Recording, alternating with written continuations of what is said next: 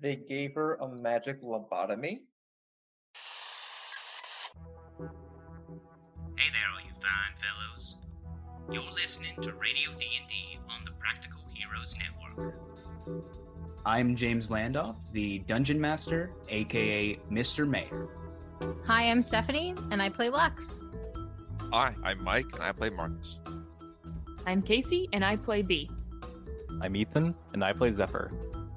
Now, roll that recap.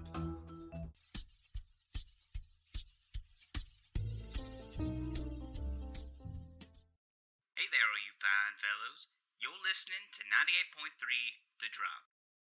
To celebrate Bee's sweet 33rd birthday, her dad Bert brought her to Zippo Hippos, an arcade complete with tickets, prizes, and creepy animatronics. Having been invited by her dad, Bee's friends joined in, and though the place was heavily geared towards children, the Lonely Hearts had fun playing games and winning tickets.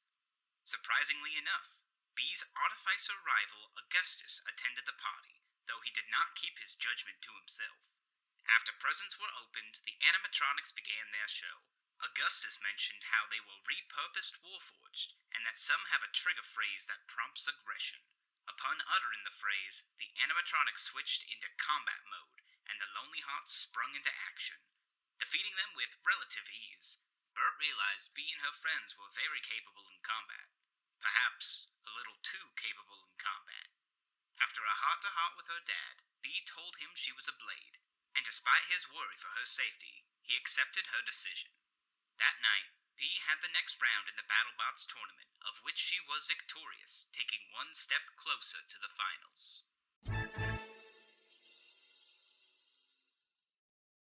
Last we left off, you guys had just come back from the robot fighting tournament where B was announced the victor.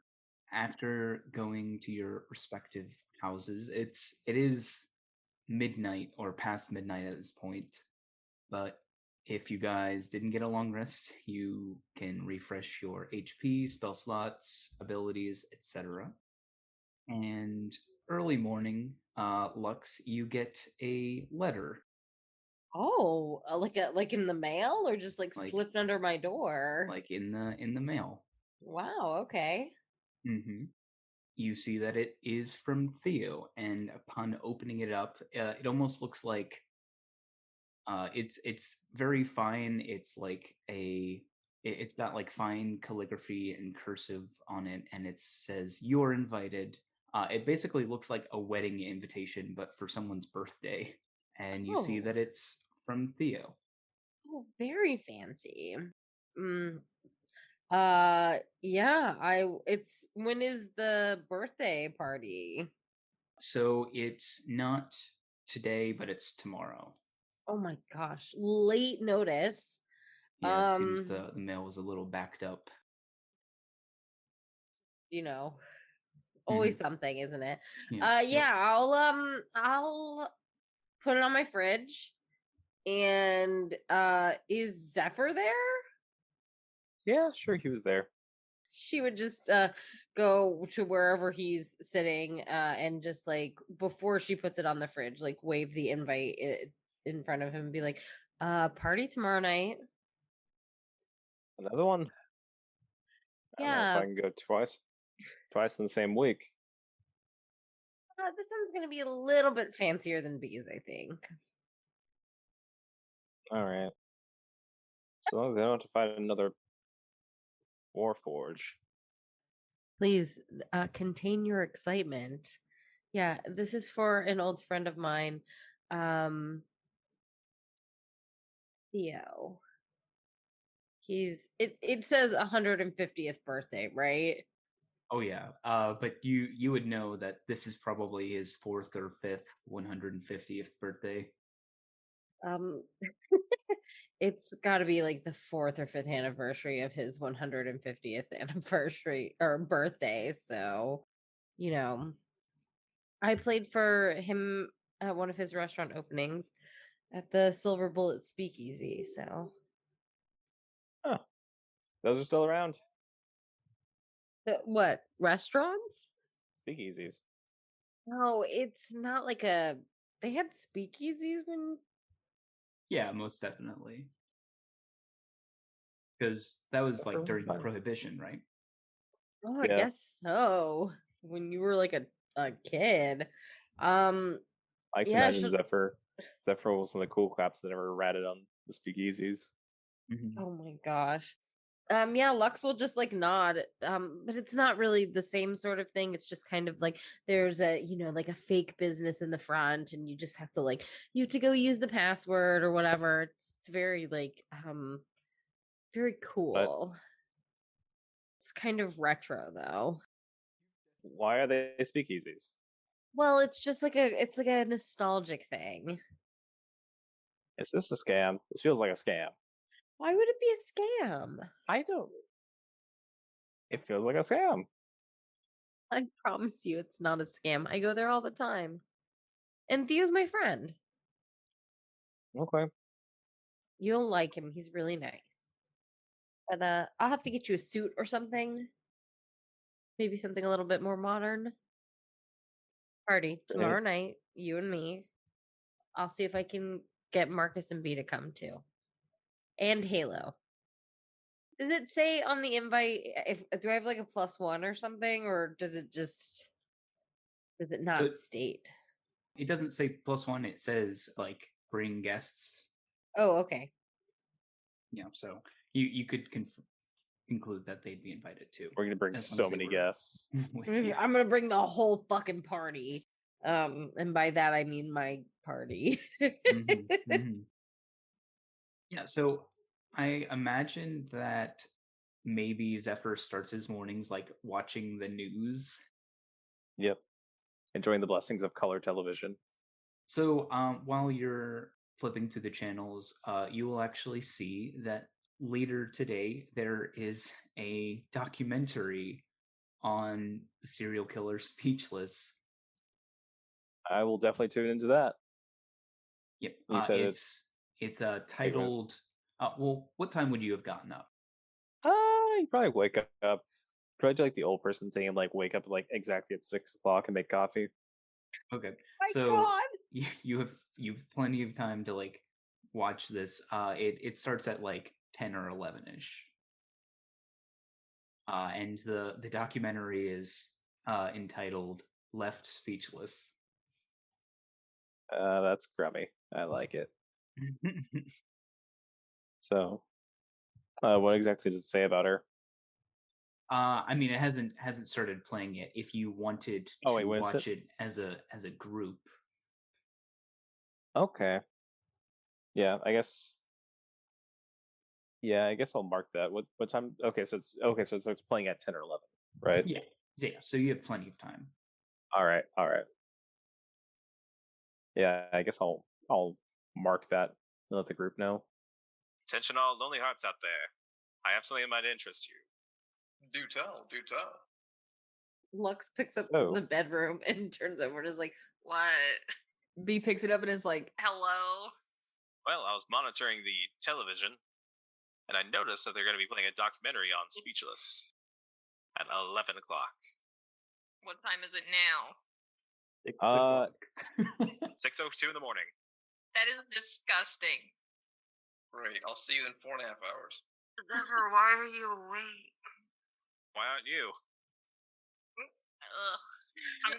I'll see you there. Wait, where is it? At my house. At your house? Place? At my apartment.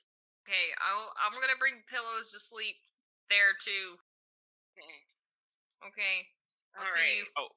Okay. Oh, Marcus, when you come over, could you bring some more red thread? I ran out. Yep, no problem. Perfect, thank you. Lux stays on the line for a moment and she's like, you can't set that up in here. The conspiracy theory board. What do you think I've been doing since I woke up? You've been awake for 2 minutes.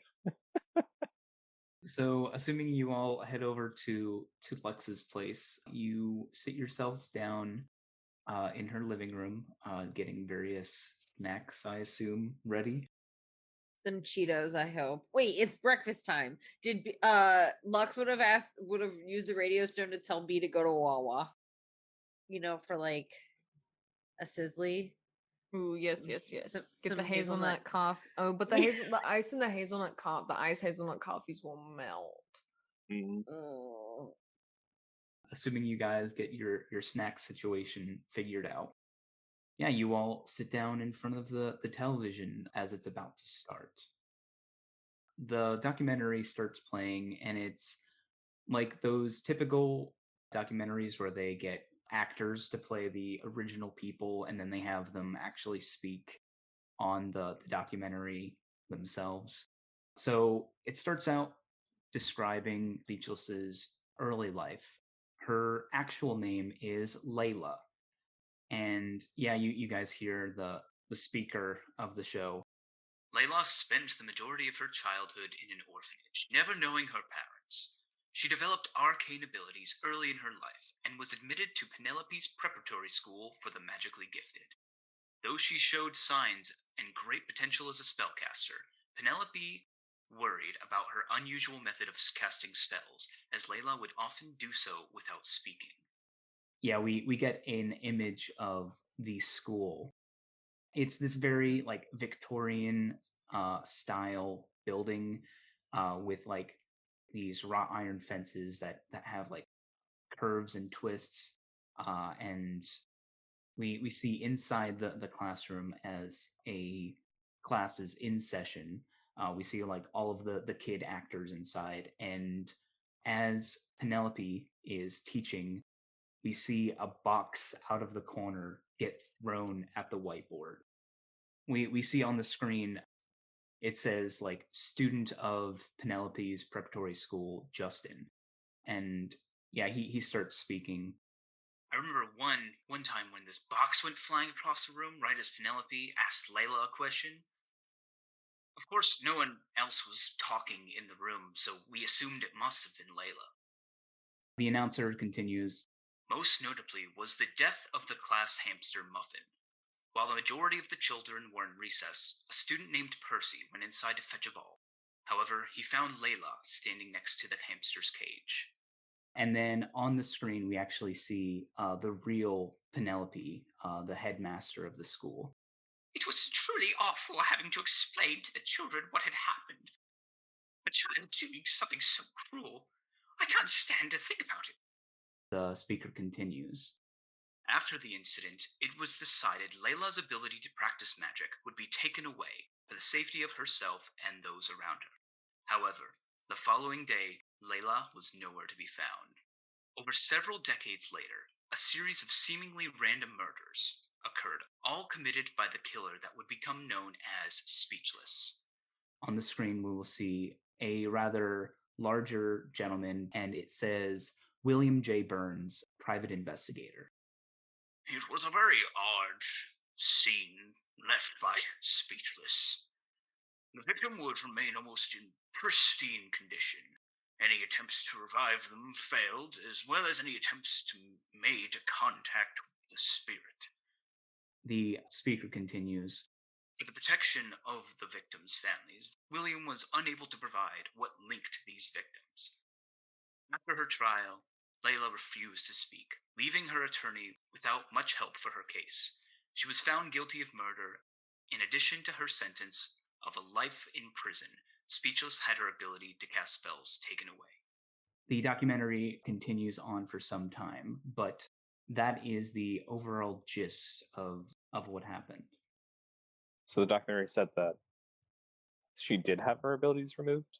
It did, yes. Curious. Did they say how that was possible? Did not go into detail about that. Would a history check kind of tell us how that might be possible as far as from a punishment point of view? It would be an Arcana check. Okay. Does anybody who has a good Arcana score want to try it? I have +6 for Arcana. And if anyone has guidance or anything like that. He has guidance. Yeah, gotta give myself guidance. It's all on you, yeah. All right, Give well, yourself guidance and flash of genius, and let's figure this shit out. Well, it's 11:15, and wait, was the night before the robot fight? It sure was. Sweet. Well, it's 11:15 and I'm really tired and I really don't want to mess this up, so I'm going to tell myself to do a good job and drink this coffee. And then she drinks the coffee and gives herself guidance. Mhm. I believe in you, B. Okay. 13, 17. Okay. 17 is enough. So you remember Marcus explaining the principle of the arcane disruptor, which affect the Magnus lobe. So a spellcaster who has their Magnus lobe, that portion of the brain removed, effectively can never cast spells again. Okay. So I'm assuming that had to have been removed. That is how someone has their spellcasting removed permanently. Yes. Okay. B's going to drink more coffee. And she's got like bags under her eyes. I'll be like, well, I would think that it's probably similar to Marcus's bullet thing that like messes with that lobe in your brain. So she probably had like to have like a operation or something to get that removed. They gave her a magic lobotomy. I guess so. I feel like that's the only thing I can think of, unless there's like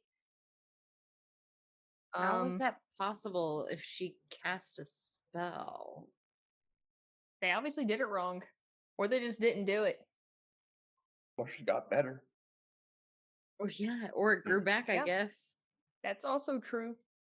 Seeing as though she's already killed a government official on government property, my thought is they kept her on as their own little assassin. That would make sense. I mean, but you can't really control her, can you? No, but at the same time, that does give them plausible deniability. I wonder if there's like, instead of an operation that to get the lobe taken out, there's like medicine like pills they forced her to take that like suppress it.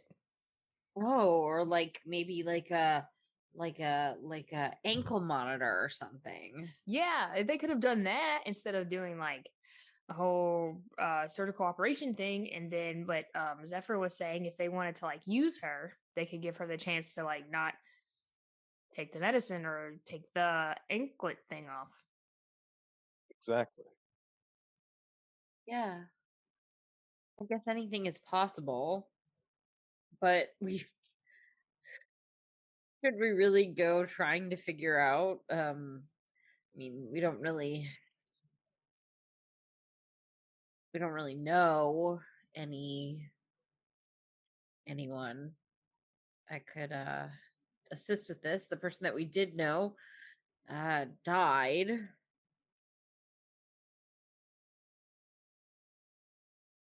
I mean, we could go to talk. I don't know. Well, we could talk to that guy in the documentary, right? What was his name? William J. Burns, private investigator. I guess he's a lead. Do you guys want all of the names you heard in the documentary one more time?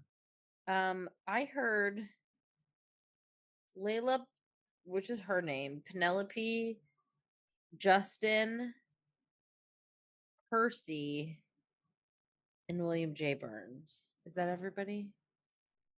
Yep. So Justin was the one who was talking about when the box flew across the room. Yep. Percy was the one that found Layla in the classroom next to the hamster cage. Penelope was the headmaster, and then William was the investigator responsible for bringing Layla to justice. Well, I want to speak to this investigator. I mean, could be worth a shot. Probably should see if any of these people are still alive. When did this documentary come out? Is this new or is this like 10 years old? It came out shortly after Speechless was convicted. So like 10 years old. Mm-hmm. It seems that as of lately, since Speechless is kind of a hot topic right now, they started airing her old documentary. Well, detective, Lux will say, and look at Pepper. It's up to you, I guess. Are there yellow pages? What's it Yeah. called? Yeah, there's yellow Okay. pages. Yeah, do we have a name for it, like the Yellow Book or something like that? I feel like think it's somebody something said. witty. What were you gonna say? I said I feel like somebody did call it the Yellow Book. Yeah. Yeah, it's probably easier just to call it the yellow book. All right. The yellow Zephyr will look at tome. the yellow. It's called the yellow tome. The Yellow Tome. He will look in the Yellow Tome and search for. William J. Burns. Yeah, he'll look for William J. Burns. Yeah, so after some flipping, you're able to find his name. Yeah, I guess I'll go ahead and call the number. Yeah, so it rings for a good few moments until you hear a older voice on the other end. Birds here. Yeah. Good morning. How are you doing? Who is this? My name is Quincy Wesley. You want to sell me something? No, sir, not at all. This is about Speechless, the case that you were on. Yes, what about it? I had a couple questions about the case. Would it be alright if we meet somewhere? There's a pause until he says, Yes, I think that'd be fine. I know a coffee place, and he gives you the name of a very expensive coffee place in the Upper District. Alright, that sounds dandy, sir. Should we say 1 o'clock? That's good with me. I'll see you there. and yep, the phone clicks. Surprisingly, this man is very available, given that he was a private investigator. Lucky us. Yeah, he might be in retirement, given how Definitely is in he sounded retirement. older. So. Yeah, 100%. So. He's so bored. Yeah. Coffee then? All right. Quincy? Sure. At 1 in the afternoon. Looks at B. Coffee? Like at an expensive place? Yeah. I mean, that sounds really good. I'm not sure how much I'll be able to afford, but I mean, I'm 100% down to go get fancy coffee. Your dad won't get mad at us if we give you expensive coffee. No, I think he's okay. We had another talk last night, and I think he's okay. I think he's realizing that like I need to do things to grow up, and that includes having coffee. What about liquor? And What's the fighting drinking? robots? What's the well, the fighting robots thing's a family thing. Oh, you're talking about the Warforged? Yeah, that really messed with him. Yeah, I think he cried a little when we got home. But I think he's okay. He's okay. Okay. He's fine, I swear. I made him pancakes this morning. What else? Somebody said something else. I said, What what else about was I- liquor? Oh, well, there's a drinking age. James, what's the drinking age? It's 1960s, so what was that? 18? Mm-hmm. Yeah. Sounds about right. Does it like vary depending on the race, or is it just straight 18? Wow, some elves are getting fucked up. That's what I'm saying. I'm does sure it do your- varies depending Do your your barkeepers maturity. keep a book of all the mature ages of each Yes, race? they Oh my god. they keep a book. As someone like who worked serving alcohol, that would have been a pain in the ass to monitor. Holy shit. No, it would have been awful. I'm not elf, I'm a human. Oh, I have to get oh my god, English. I have to meet the drinking age. That's why I can't drink yet. I mean, we could always like buy liquor and then you could drink here. That's probably like the safe thing to do. Oh yeah, I don't know. I haven't talked to my dad about alcohol yet. He might be okay if I do it like safely. He's afraid I'll go wild.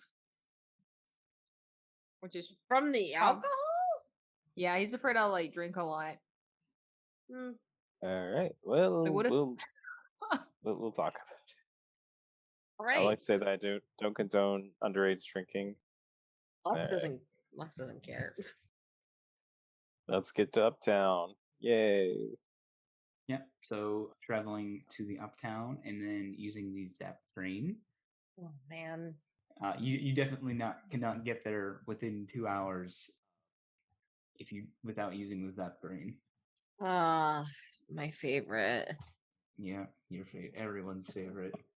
So that's 10 gold, 5 gold per person.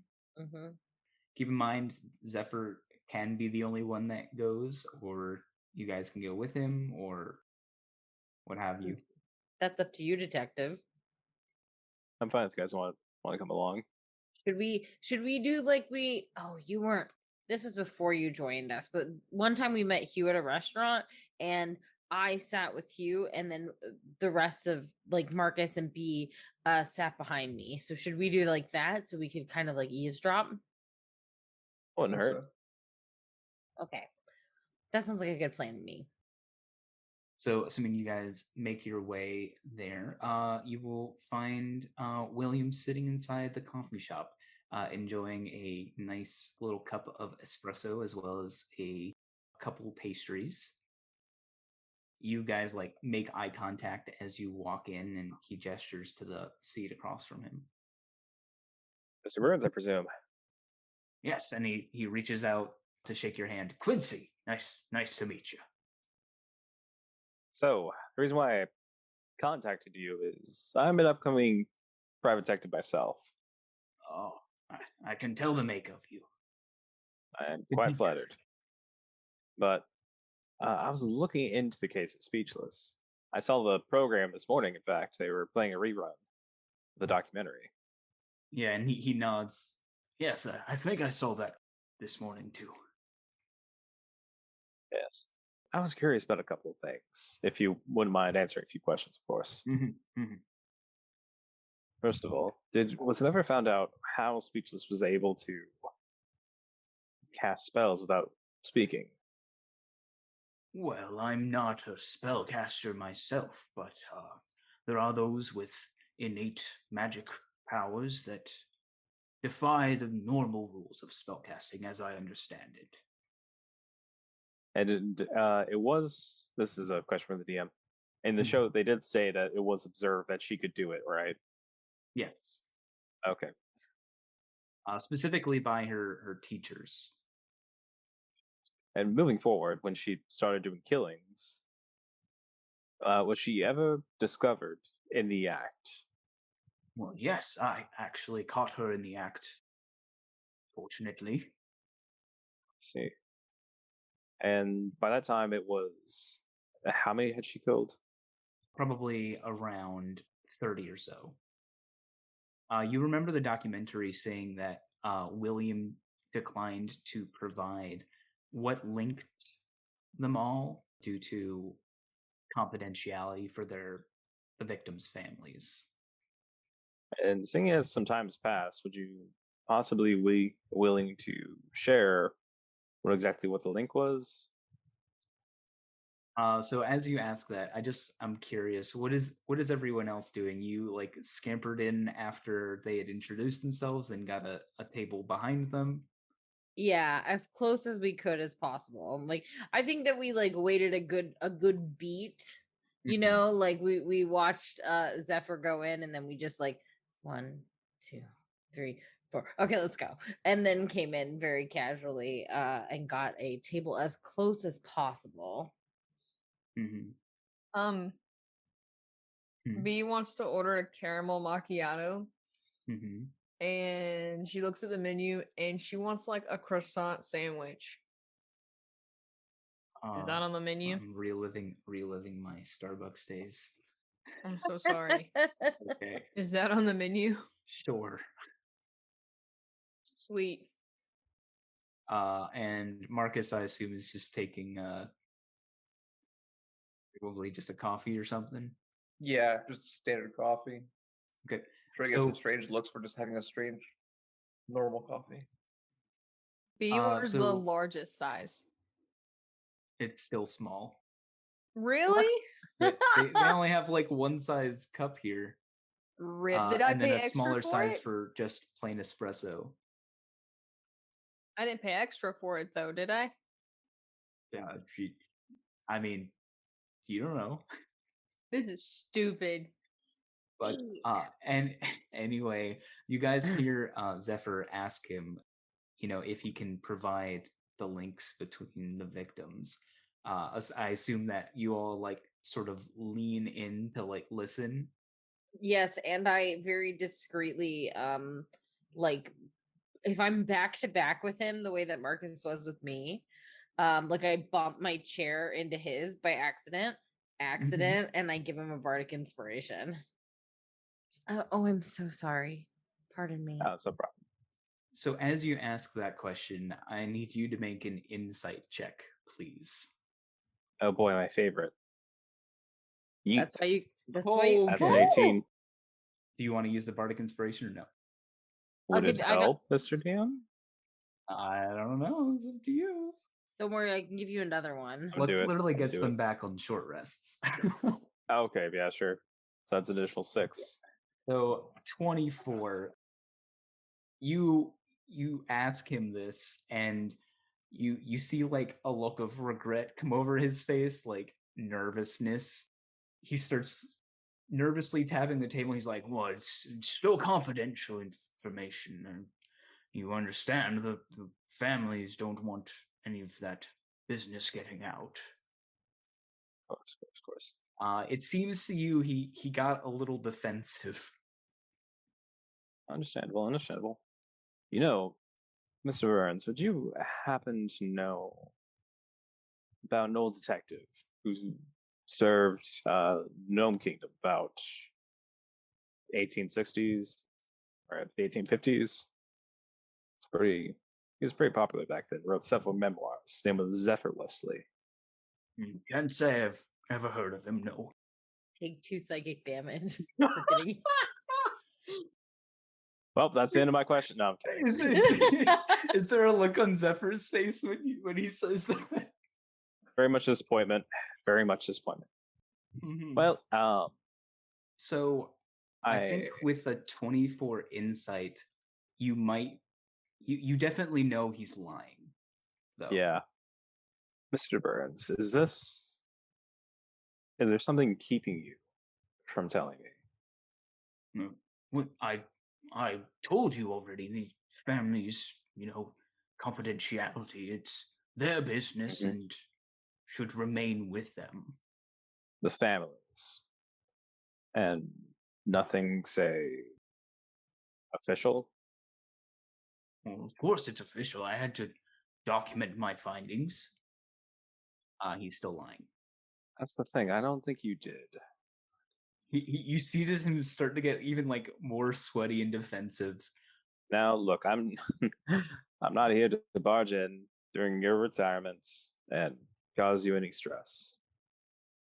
In fact, I'm quite jealous, in fact. I'm a long way for this, Mr. Burns. Now, you don't have to say yes or no. Just a wink, maybe a long sip of your coffee, just to indicate that there might be something else here. I don't know what you're talking about. Mr. Burns, we're both investigators. I told you my here. word, and that's the end of it.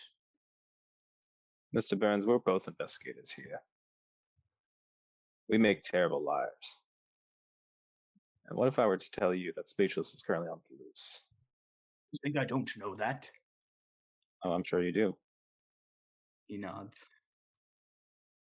Help me catch her. Help yourself. His anger turns, like his annoyedness turns to like fluster and anxiety as, well, being honest, I was more of just coincidence that I found her. You were led to her. I don't actually know what linked all of the murders together. And you can hear him like trying to keep this very quiet. So you were led to her. He nods. I was given a tip from an anonymous source, someone who must have known what she was doing. But aside from that, I haven't the foggiest idea. and you agreed to get this criminal off the streets. Well, of course I did. Can't tell if he's truthful with that. You asked him, he agreed to get the criminal off the street, right? Yes, like that was his motivation for doing this. Oh, that was his motivation. No, he agreed. Yes, he agreed to get the criminal off the street, but you suspect there was some ulterior motives he had for that. Can I like do like a check on him to see if I can like watch his body language and see if he's trying to call for help anyway? Like, or So, if he's wearing a wire of any type. so like a perception check. Yeah.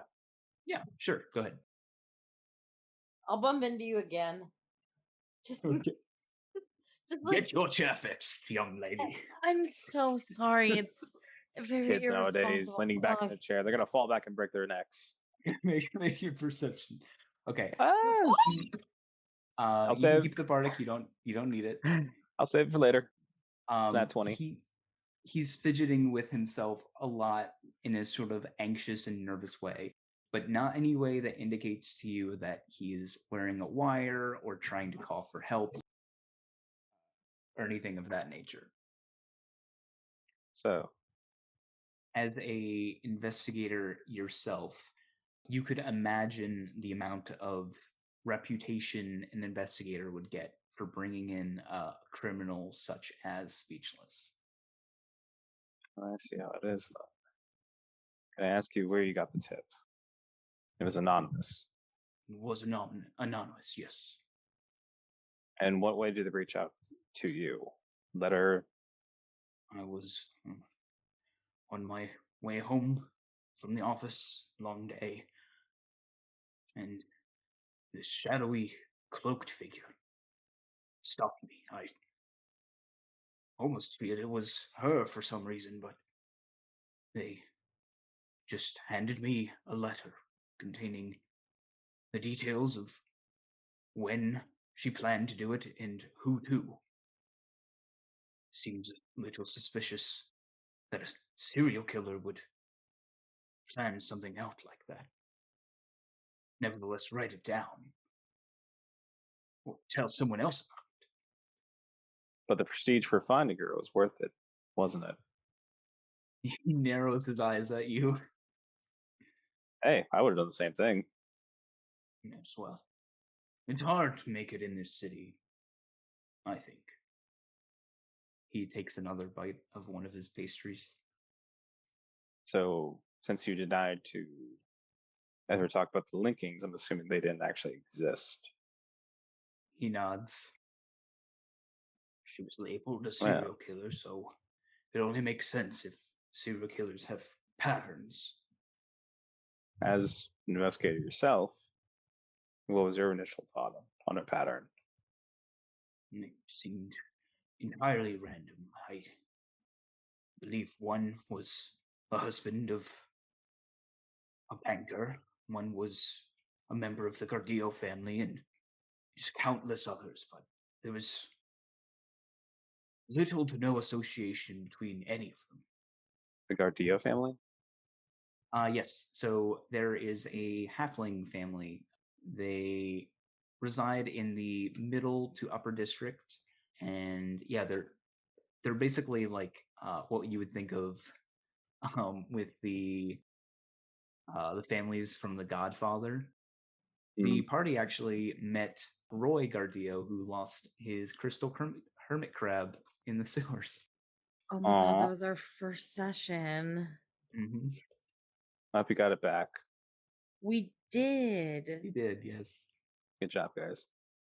So, but any one from, say, the Army, intelligence, government officials, anyone of importance? No, that one poor chap, I think, would have been the first. You mean the most recent one? Yes. Let's talk about our first victim, the classroom hamster. Did you ever look into that at all? Ever speak with those kids?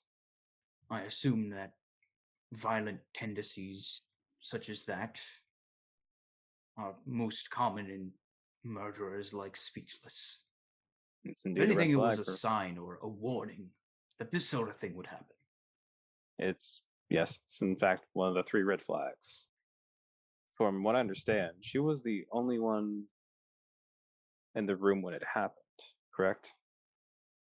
I don't know much about that. You would probably need to speak with Penelope, the headmaster. I understand. She's still doing business? Oh, yes, it's a quite well-established school. Helps many flowering magic users make their way to the college place. I'm sure. Did anyone else have a question? So he said that there wasn't really any link. That he was aware of. There has to be a place where we can find a list of all the victims, right? Like that has to be public record. Definitely. I don't have 30 names, but I do have a couple, and I can give you those right now, actually. Okie dokie. So one was Hei Chan, husband to Su Chan. Don Gardillo, a member of the Gardillo family. Su Chan's husband was killed by Speechless. Yup. Anybody else getting Boondock Saints vibes off of this? I've never seen that movie. I haven't either. Boondock Saints and In Bruges. That's it. Okay. Bruce is good. Wait, what happens in those movies? Did I rip something off without knowing? This is purely suspicion on my part. We all know how often I'm wrong. So I'm sorry, what was Wait, the third name? hold on. Did you just make a movie reference that James didn't get? Yeah. Uh-oh. Uh-oh. That's not how this works. Not how any of this works. It actually turns out that Hei Chan was the most recent murder of Speechless before she was convicted. What did he do for a living? He was a banker as well. It seemed to be he was in the banking, like, family business. Oh boy. This is So 2 bankers. he was married to a banker. Yeah, oi, oi, oi, oi. Alright. So we have Hei-chan, we've got Don Gardino. There was your Um, friend Charles. Yes. Well, I'm not sure he fits the pattern anyways, but Reminder, your friend Charles is dead. yeah. Sad? Sad? Oh man. Yes, very sad. Anyways, Well, I can already feel one connection. They're somehow all connected to us. That feels like a problem. I don't know. I think. Well, he I was think- murdered way before you guys had anything to do with Su Chan. Yeah, I know, but it's. And you guys have never met Don Gardillo. No, but we met his. Roy Relative. Gardillo, yes. Yeah, I think that like Lux would just like lean over finally, just like over Zephyr's shoulder and just be like, okay, so how'd you catch her then? Wait, Are you asking him or are you asking me to ask him? I guess I should probably ask you to ask him. I'll like whisper that to you.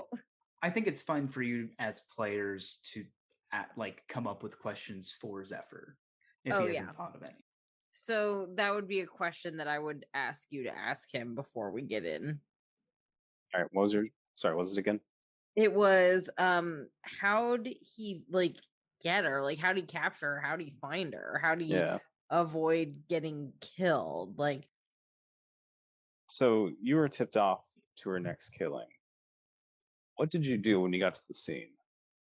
And how did you exactly capture her? Well, actually, we had the time and the place, so we simply had to keep an eye on them, and we eventually, though surprisingly, no one was injured. we were able to stop her in the act itself. There's nothing he can give us about who tipped him off? Just for clarification, Beatles had 30 odd victims, is that right? Something 30 odd, yeah. All walks of life, no particular change in background, occupations all the same, or all different. That's an interesting point. There was only one commonality between all of their murders. I guess I'll tell you as William, there was only one commonality between all of their murders. And that was they were all found almost immediately upon their demise. Mere moments after they had passed. How is that so? Were the police immediately called afterwards, or? No, they were discovered within moments, whether they were discovered by loved ones or friends. But That's that doesn't funny. really seem like a link. At least not to physical or Were the killings ever done in broad daylight? probably, yes. I mean, it was daylight when Charles was killed. Exactly. Yeah, that's what makes me think that. They were definitely, some were just done in, like, they were all done in either they were discovered quickly or they were in public spaces. That was going to be my question. Was it done in like a big public space? Mm-hmm. What happened to his informant? Like that would be a question that I would have. Would be like, is the informant still alive? Did something happen to the informant after giving the information up? What? So Well- the shady figure who gave you the letter, I'm assuming that they just vanished. Never saw them again. No. Just fade into the night. You know, it seems that way. In all your years of investigating, what type of murder kills in broad daylight? Just cause. So he like sits back in his chair and crosses his arms, and he's like, well, perhaps some sick person who likes to see the terror and fear in people's eyes. Maybe that's what she was going for. Maybe that was her kick. Perhaps. You can do that alone in the dark as well. The kind of fear she caused was astounding. I'm sure. These killings were well thought out. In fact, I think she's smarter than a lot of people assume of her. Any more questions? I don't have anything else. Also, sorry for not having more names. I wanted to leave it somewhat ambiguous. That way I can use it in other campaigns if this comes up. Oh no, you're fine. You're totally Yeah. fine. Yeah, for right now, we'll just say, like, I guess names aren't important. I did feel it appropriate to at least tell you that Sue's husband was one of the victims. Yeah, that does seem pretty significant. So is Sue's the one to find the body then? Yes, she was. And Sue is the one that is commissioning the changeling so she can replace her husband with the changeling. Correct. How does the memory thing work with changelings again? Because clearly, if it's a changeling, they won't have all their memories, right? You kind of just fill in the gaps. That's my understanding. They might be treated like an amnesia victim where they're like, oh no, remember this happened? And they're like, oh yeah, no, that makes sense. Okay, so odd question. Mhm. Since the only commonality between all the victims are that they were all found immediately after they passed, that's basically random to the point of trying to be random. This feels like either someone's paying her to be a hit person, which is fully possible. People do it all the time as blades. Just not typically that Ostentatiously. Yeah. I mean, we don't do that, right? Right? We don't not do that. It's usually not planned. Let's put it that way. We're not murdering. We're not assassins. You guys left those freighter guys alive. That was nice of you. We did. Not all of us wanted to. Is there a specific hunting ground, or is the entire hunting ground the entire 10th Kingdom? I did not seem confined to one district. So it didn't seem confined to one district. It didn't seem confined to any race, class, gender, anything. Just very random. Correct. So it's either she's trying to be as random as possible, to the point of being given a pattern, or she's taking contracts. How much you want to bet she's taking contracts? Probably why she's She's so definitely taking contracts. She's taking contracts and she got killed. Yeah. I These mean, she killings got are- caught. Well, that's it for Mr. Burns. Yeah, so he like nods to you and he's like, "Woof, that if there aren't any more questions," and he seems very perturbed by the whole encounter. You feel like this is probably the first time he admitted that he wasn't solely responsible for Speechless's capture. I have one more question, Hmm. and he may never know the answer to this. Who's the warden at the prison where she's being held? Actually, I do know who that is. Let me get the name of who that was. It's a very cool name. He's the warden of Alcatraz. Probably not very cool at all. Probably not as cool as you want him to be. Okay, I have his name. Hmm. His name is Captain McClave. It's a pretty cool That's name. pretty cool. That's pretty cool. All right. I'm glad you guys approve. Good. Yes. It was my plan all along, says James. Is his first name John?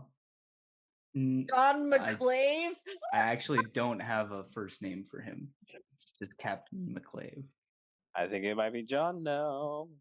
Who is John McClave? John McClane. Die Hard. Die Hard. John McClane is Die Hard. John McClave is like his, cousin, maybe. I think that's all I have. Mr. Burns. Okay, well, I'm going to enjoy the rest of my afternoon, and you enjoy yours. And he like reaches out a hand. It's like sticky from the pastries. My gosh. He'll like he'll shake his hand, but like kind of like more so pinching it than gripping it, you know. Mm-hmm. Cupping around his palm so you don't have to touch it. Yeah. Yeah. Enjoy your retirement. And do you guys just leave immediately after Zephyr? I think we wait until like Mr. Burns leaves. He's gonna stay for a while and enjoy his food and espresso. Marcus would get up when he's done with his coffee and then nonchalantly walk out. I think B is gonna go up and order a scone or a coffee cake. Yeah, they definitely have coffee cake. Ooh, yeah, she's gonna order some coffee cake for her dad. Yeah, Lux will leave after with everyone. So it's probably close to 2 at this point. Where would you guys like to go next? I'm gonna go visit this Penelope. Does Penelope still have her school, or is that? Yeah, he said so.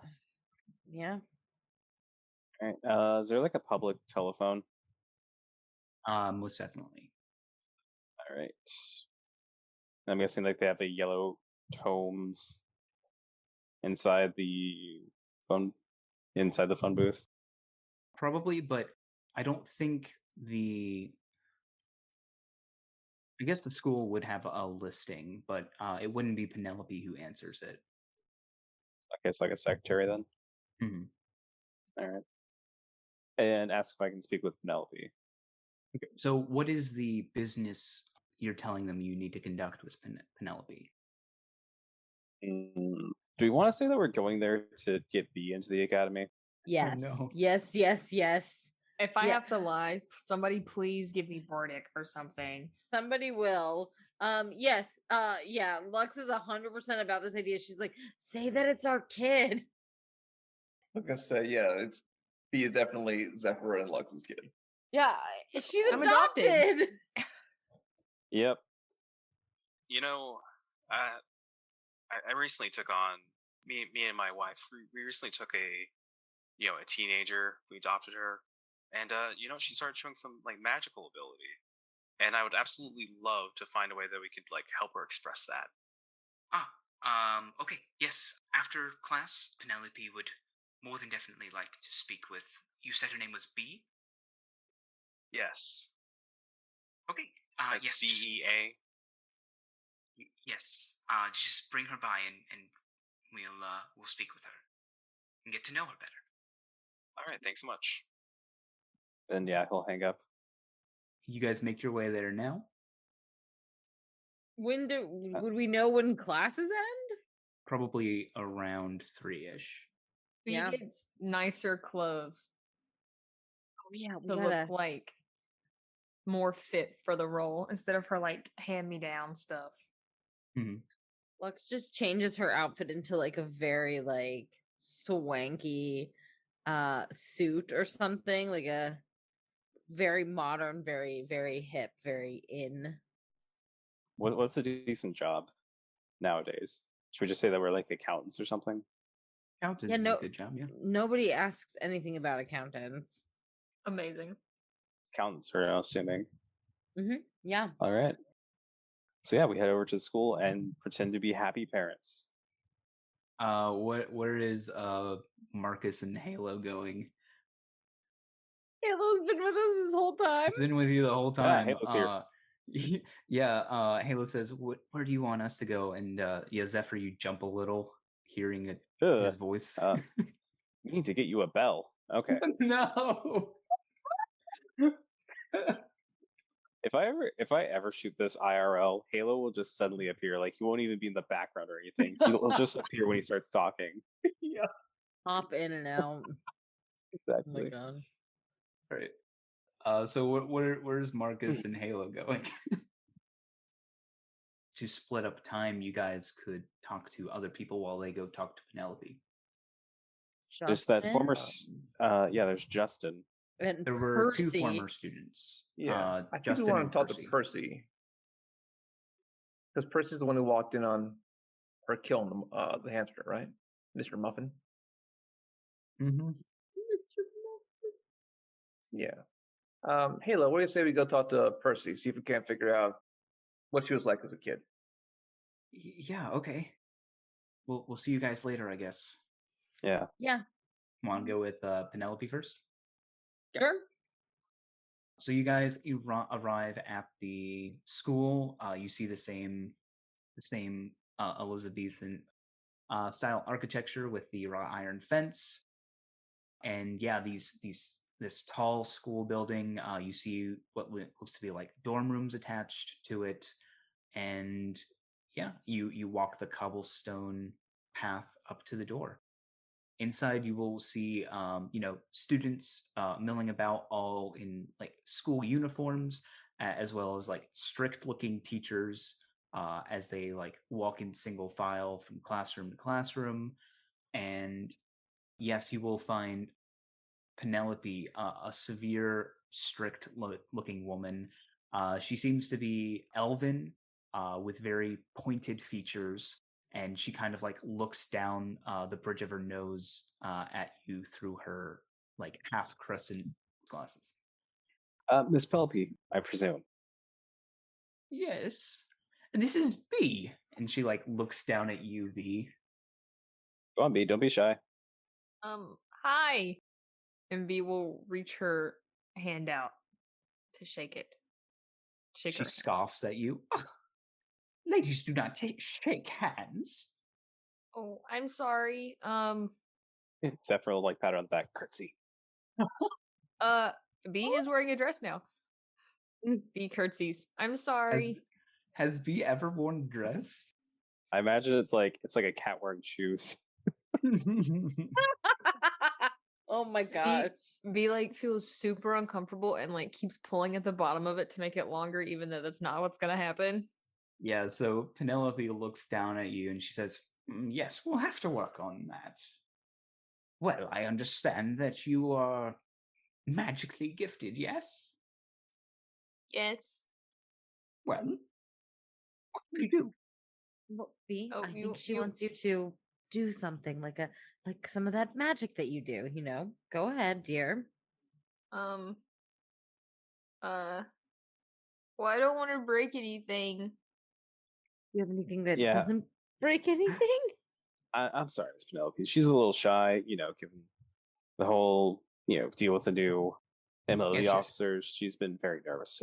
Under pressure, it could be very overwhelming. I understand. When did these magical abilities start coming about? What age? And we recently adopted her, which is why she's so Timid. and has that rough charm around her. Mhm. We wanted to get a child who was hopeless. Oof. Sorry. Now, dear, she's not hopeless. She just needs a little polish. Exactly, just a little bit of polish. We pride ourselves in making any magically capable student into the best they can be. That is just wonderful. But I've heard a lot about the school, a lot of good things, but there have been a couple things that have been bugging me. She does not like the direction this conversation is going, and you can see she starts to get a little irritated. Oh, forgive me. I'm sure that it's nothing. I mean, after all, this is a lovely school. Yeah, we're just being very selective, aren't we, dear? Yes, it's our first child, you see. Yes. Mm-hmm. How are the children here? How are they normally kept? They are taught manners. They are well behaved and they are taught the ability to control and maintain their magic in a non-destructive way. Very nice, very nice. All within accordance of the college. So that they are ready when they arrive there. Perfect. That sounds absolutely wonderful. Could you tell me how often are the children alone, though? She's, she grew up around others. She gets a little nervous whenever she's alone. Are they alone often? Rarely ever. It's only after dark when they're in their dorms are they alone. Mm-hmm.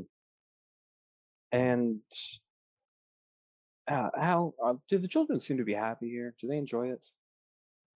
Happy? They're not coming here to be happy. They're coming here to learn how to control their powers. Well, of course. We do facilitate a nurturing environment, yes, but I mean, we definitely want young B here to be very happy, though. It's a very important part of our parenting style. She just glares at you. I know, we're a bit new-fashioned. Yeah. Yes. Very, very Well, newfangled. if your child enjoys following rules and learning to control her power, then yes, she will be very happy here. Oh, Yes. absolutely. In fact, that was the first thing she told me. It was, Father, I am so happy to learn to do things in a safe manner that will never hurt anybody ever. Isn't that right? Yes, I love rules. There you go, B. I'm so happy to be here. Oh boy. So what's the success rate? Success rate? Yes. How many children end up going to magical college? Nearly all of them. Nearly all of them. So they're all very proficient spellcasters by the time they're done with this. Not in the slightest. They are controlled and disciplined spellcasters by the time they leave here. How do you control and discipline them then? You're asking me the very teachings of this school. Would you like to sit in on some of our lessons? Yes. That'd be wonderful. I guess it would make sense if you wanted to further understand what goes on here. I mean, as you can see, neither my husband and I are magically inclined. Yes, I believe there's one of the final classes in session right now. And she will begin to guide you down the hall, her heels clicking on the wooden floors of the school. How's the school feel? Like, what's the environment like? Dreary. Oh no. I'm guessing all the kids just look tired. High school. Got it. Oh my gosh. So there doesn't seem to be any like childhood happiness here. This is where happiness goes to die. Yes. Yeah, I'd love to sit in on one of these classes. Yeah, so she guides you to a classroom and knocks to let the teacher know, and you guys are sat down on the sort of edge of the seat. Some students, gawk at you slightly, but their attention is quickly drawn back to the teacher, who is basically going over spell semantics, verbal like spell components, whether they be semantic, verbal, or material. And she's showing them, all of the hand gestures and going over a few simple arcane words, and then she'll have like the students do them on their own as she walks around. One of them is like doing it wrong, so she like slaps their hand and then raises their hand a little higher, and then she like corrects another's pronunciation of a word. And yeah, it seems very rigorous in this school. Leviosa. Not Leviosa. Yeah, when she's making her rounds, I'll just like hold my hand up and kind of flag her down a little bit. The teacher? Mm-hmm. She looks at you like I'm teaching right now. Rude. So she just holds up her hand in like a wait motion and continues to walk around. Oh my god. Hey, we're well off to do parents, okay? I'm gonna call the manager. No, I'm joking. So yeah, Penelope like looks at you, and you see her look at you, Lux, but you don't hear her speak. Mhm. You hear her like send a message to you that says, "Any questions you have, you can ask me. The teacher is busy right now." Lux is grinding her teeth just a little bit. Is it also, was it ascending so I can respond? It was the cantrip message. Okay. Yeah, Lux will respond and just say, "Is it normal to physically harm a child like that?" She looks at you like you've just said something crazy to her. Lux just shrugs. I'm just curious. We're, So go ahead. She says, "Punishment of all sorts is needed here to help enforce our teachings." Right. But my husband and I are kind of a little newfangled. We're not really into that sort of style. I'm sure we talk about it. But Lux just looks over at Zephyr and is like, "We're gonna talk about it." Wink. So, Miss Penelope, do the kids ever get like a recess? Of course, it's not.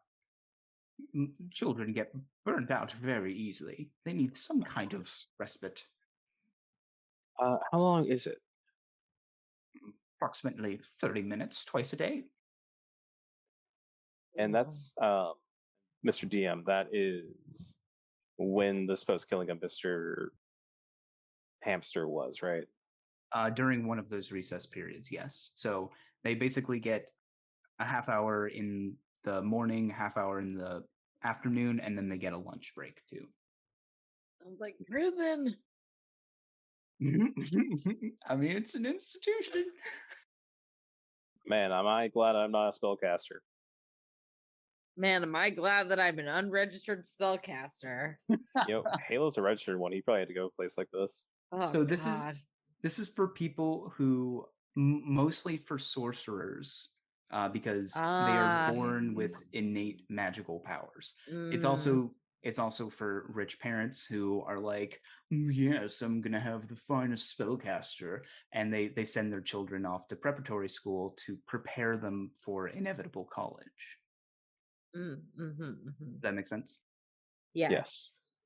Yes, we're falling into the latter category then. As fake parents. B motions for Lux to bend down so she can talk to her. Lux will bend. Yes, dear. She whispers in your ear, "Don't leave me here." Oh no!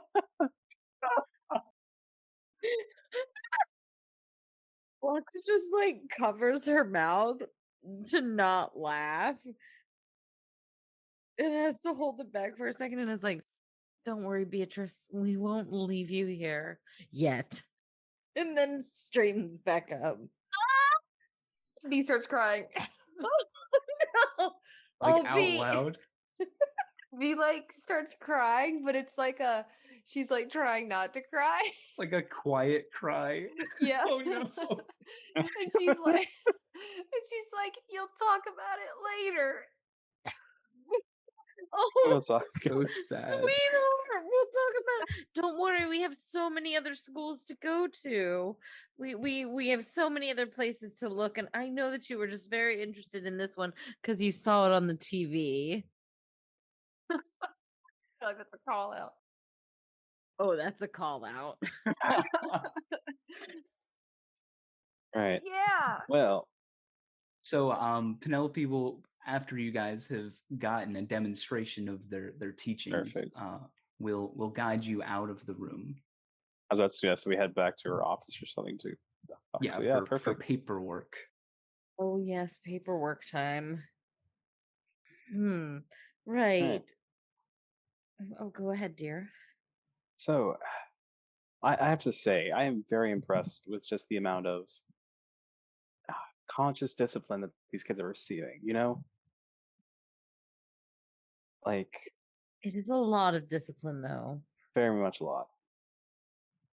Discipline is needed to teach spellcasting. Oh, of course. Otherwise, you'd have ruffians casting fireballs left and right. Oh, right. It's just a disaster. Everything would be on fire. So horrible. It would be terrible. Terrible. I mean, especially if they go out and become murderers like that speechless lady. Oh, that's right. What's her reaction when I mentioned speechless? Subtle eye twitch, just like a little bit. Can I insight? You may. Nat 20! My Yes! God! Whoa. Second nat 20. She does not enjoy talking about speechless. In fact, this is a point of anger for her. There's probably not many students that don't graduate from this class, from this school, but the ones that don't, strike a chord with her. That being said, if there's any questions that you have regarding her feelings that I haven't expressed already, you may ask. Oh, Penelope, your pride will be my dagger. Oh my gosh. So, yes, and she just says, that was an unfortunate case. You understand we can't make every spellcaster the best they can be. Some are born bad. Oh. So speechless went here. She did, yes. Briefly. Well, that's very unfortunate. I wonder what would have made her this way.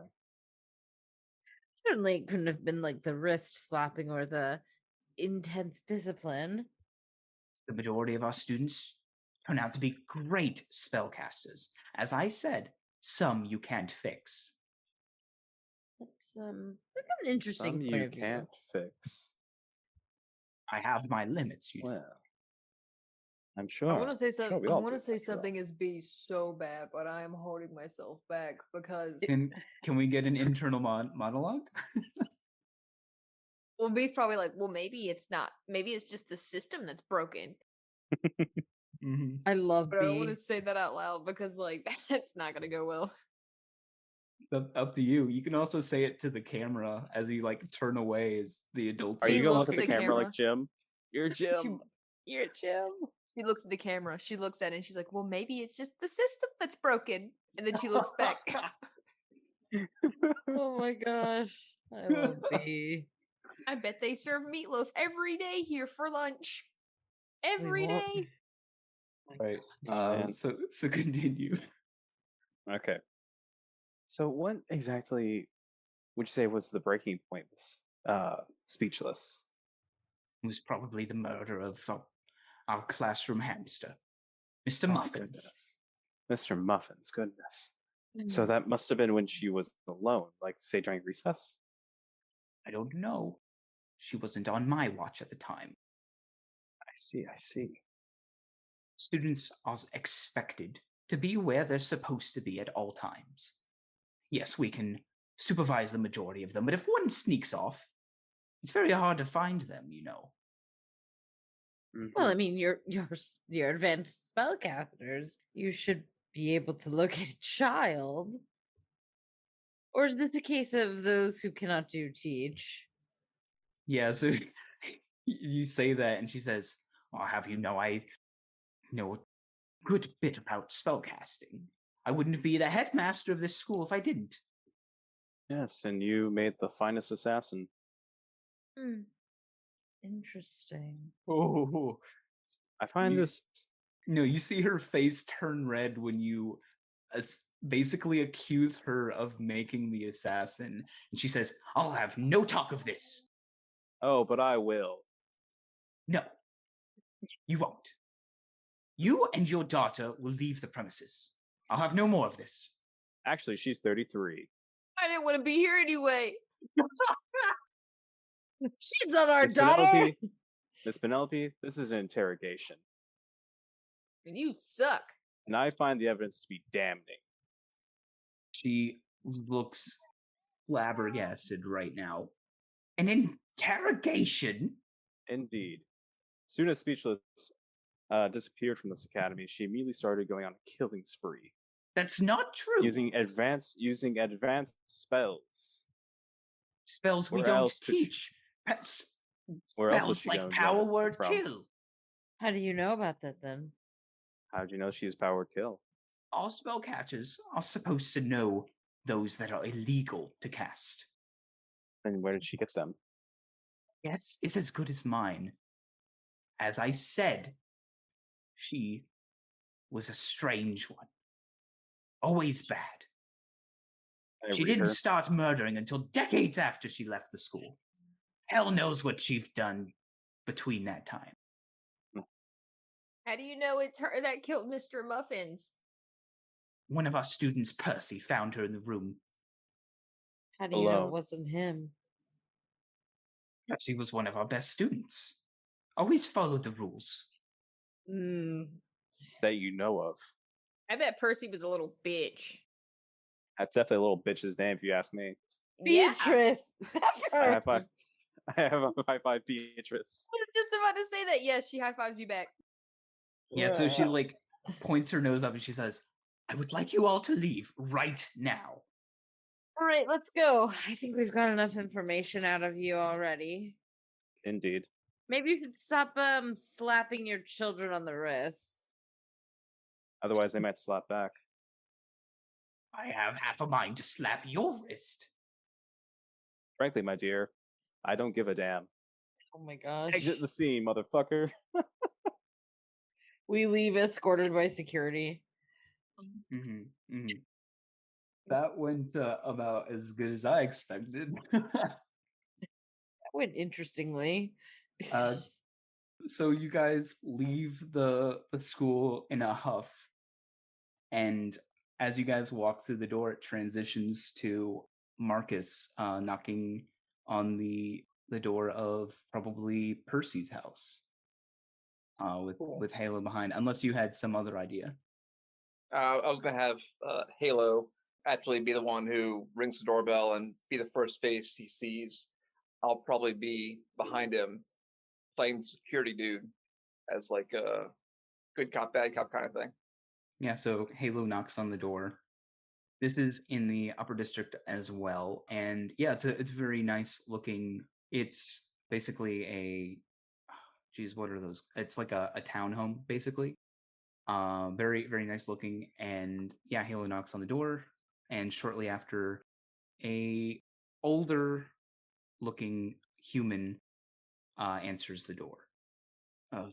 Yes. Yes, good afternoon, sir. We are looking for a Percy. Does he reside here? He nods. Yes, I'm Percy. What can I do? We have some questions for you about when you were a child in prep school. Yeah, you see him like squint his eyes. He says, "And who are you two?"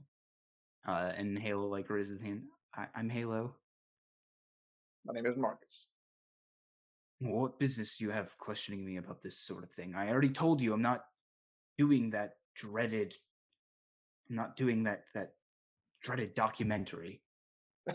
Oh, nice, my good friend. You, we are not you, here for a documentary.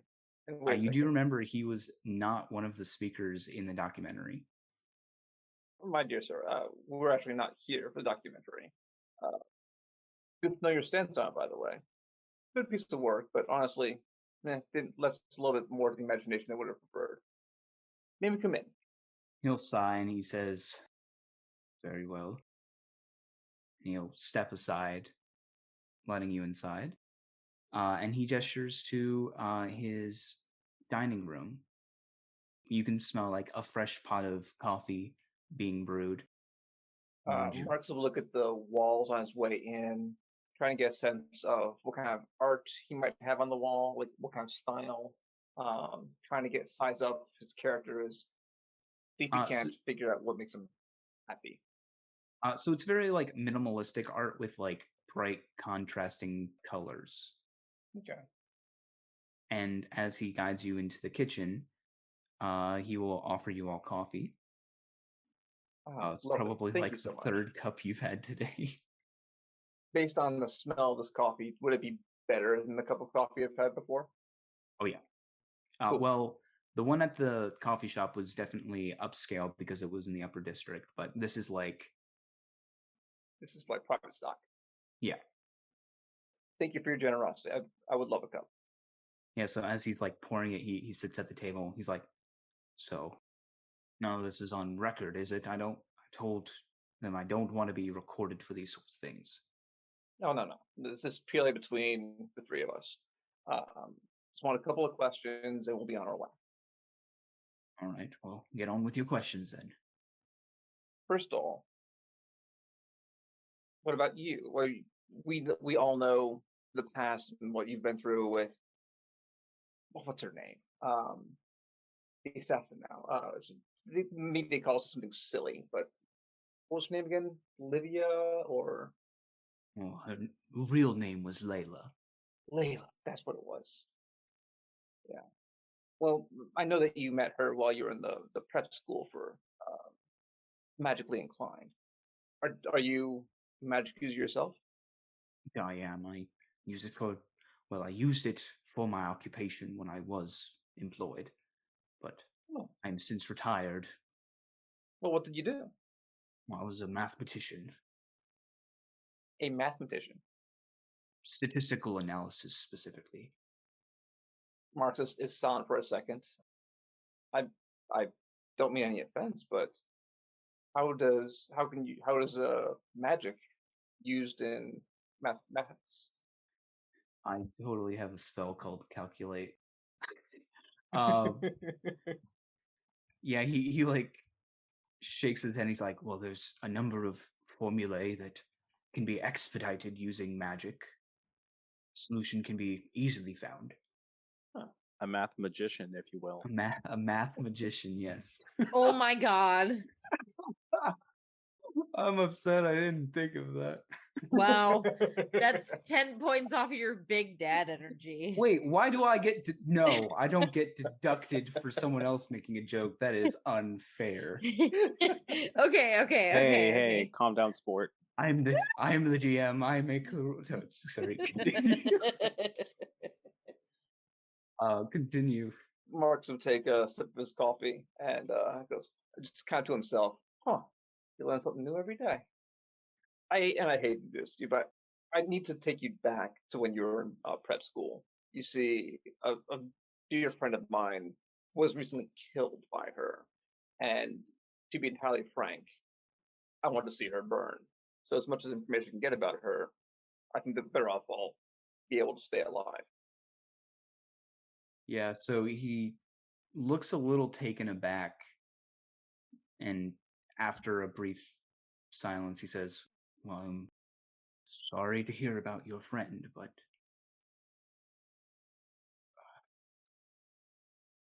what is it you want to know specifically?" Her early childhood, her family. I know she was an orphan, but the people she stayed with, did she have friends? That kind of thing. You were her schoolmate. Did you see her, between classes? Was she with anyone? Well, she didn't have many friends, no. Was noticeably quiet, didn't speak much to the other kids. But she could speak. Yes, of course she could speak. But very rarely. I attempted talking to her a couple of times, but didn't go much better than most. She actually got her nickname Speechless from that school. Who gave it to her? The kids teased her, calling her Speechless, and taunt her with it. I suspect her using it as her name now is perhaps a way of... Well, there was one time I did see her speak, but it wasn't out loud, so to say. It was when I found her with the hamster. She was muttering something, looking inside of it, and as I watched, the hamster just disappeared. When you say disappeared, what do you mean? There was a hamster there one moment, and then it's hard to explain. It just simply, almost as if it popped, was gone. Please forgive me, but I was under the impression that she killed the hamster. Well, you try being a kid and seeing a hamster disappear, not thinking it's dead. Interesting. Did the hamster ever come back? I never saw that hamster again, no. It was assumed that it simply died. And that Layla simply just destroyed it. That's a lot of power for a little kid. How'd the teachers react? They were furious. I heard talk of them removing her power, her ability to make the spell cast entirely. And the next day, she was nowhere to be found. Did she know what the teachers had planned for her? I do know that end exams were coming up, and Layla was not doing well at all. In fact, she risked getting flunked out of the school entirely. It was due to her unwillingness to speak. The teachers would say, "Repeat after me, the spell incantation is this." And rather than speak, Layla would simply do. That's a rare Of course, this skill. infuriated the teachers. Her not listening to what their instructions were, which I suspect is why she was going to get flunked out. As preparatory schools are, especially in the older days, there was typically some kind of punishment that teachers would dole out upon students who were troublesome. Oh yes. Do you know what may have been done to her? Nothing as severe that most students didn't get, but she certainly got a lot of it. Let's see. Did she ever have any visitors? None that I saw, no. No one. So there was, as far as you knew, she was alone in the world. It's rather sad when you think about it, yes. I'm gonna ask you a very hard question. I apologize in advance for this. Did any of your schoolmates die mysteriously after she started her killing spree? You'd think they would be her targets, those who ridiculed her, even Penelope, but no, none of them. So whatever she's doing is not out of revenge. Okay. Well, Halo, do you have anything you'd like to ask? No, this coffee's really good though. Thank you. Yes. I forgot you were here. He has that effect on people, I'm afraid. He's incredibly sneaky. It does not look like it one bit. Well, it was a pleasure meeting you, Marcus and Halo, and be careful. It sounds like you're very involved in this. Well, based on what you've told me, doesn't matter how involved I am, she probably won't target me unless there's a specific reason for it. Suppose. Question, if I may. When she was sent to prison, did you happen to keep up with the story at the time? I didn't want to. I didn't make particular note of it, no. I was You ever visit surprised, her? of course. No, never visited her, no. You don't. Those who are held at Alcatraz don't get any visitors, actually.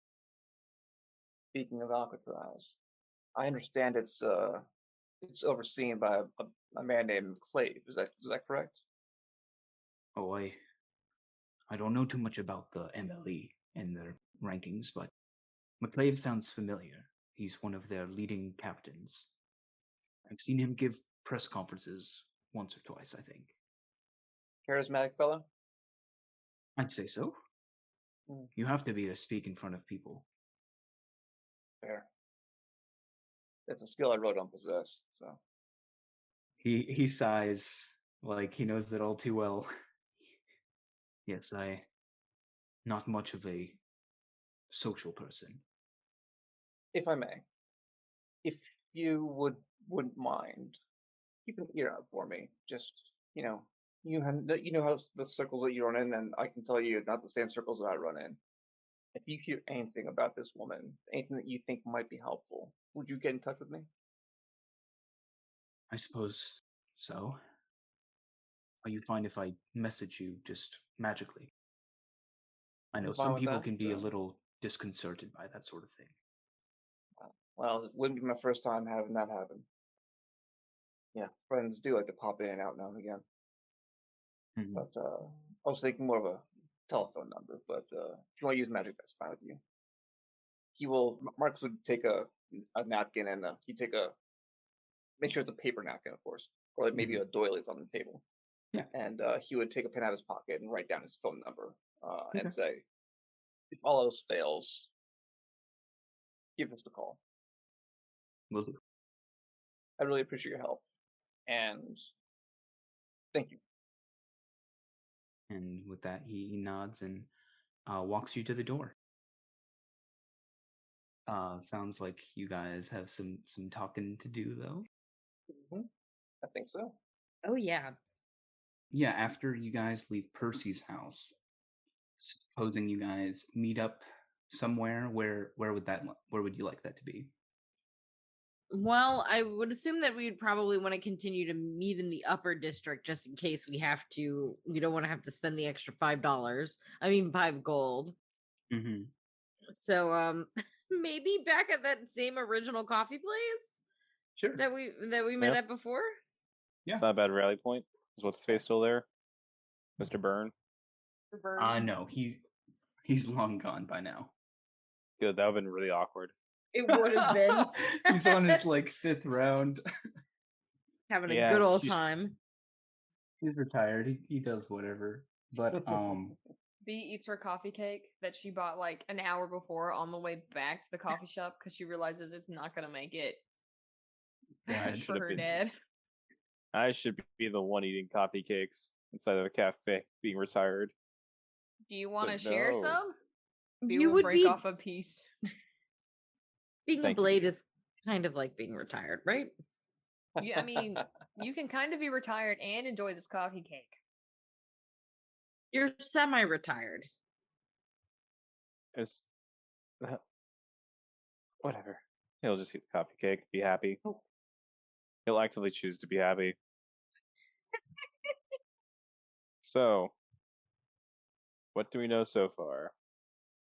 Well, let's see. She has basically been alone her entire life. She never spoke to anybody. Ostracized by everyone. And I hate to say it, but it sounds like she found a patron. Yep. Judging from our lovely meeting with Miss Penelope, I would say she was a killer by the time she left the orphanage. Seems I'm like not that convinced, school was terrible to her. I think that school could have created the killer. Exactly. I was so close to being in there. For real. And it was awful. B looks off in the distance and zones out. We weren't going to put you in that school, B.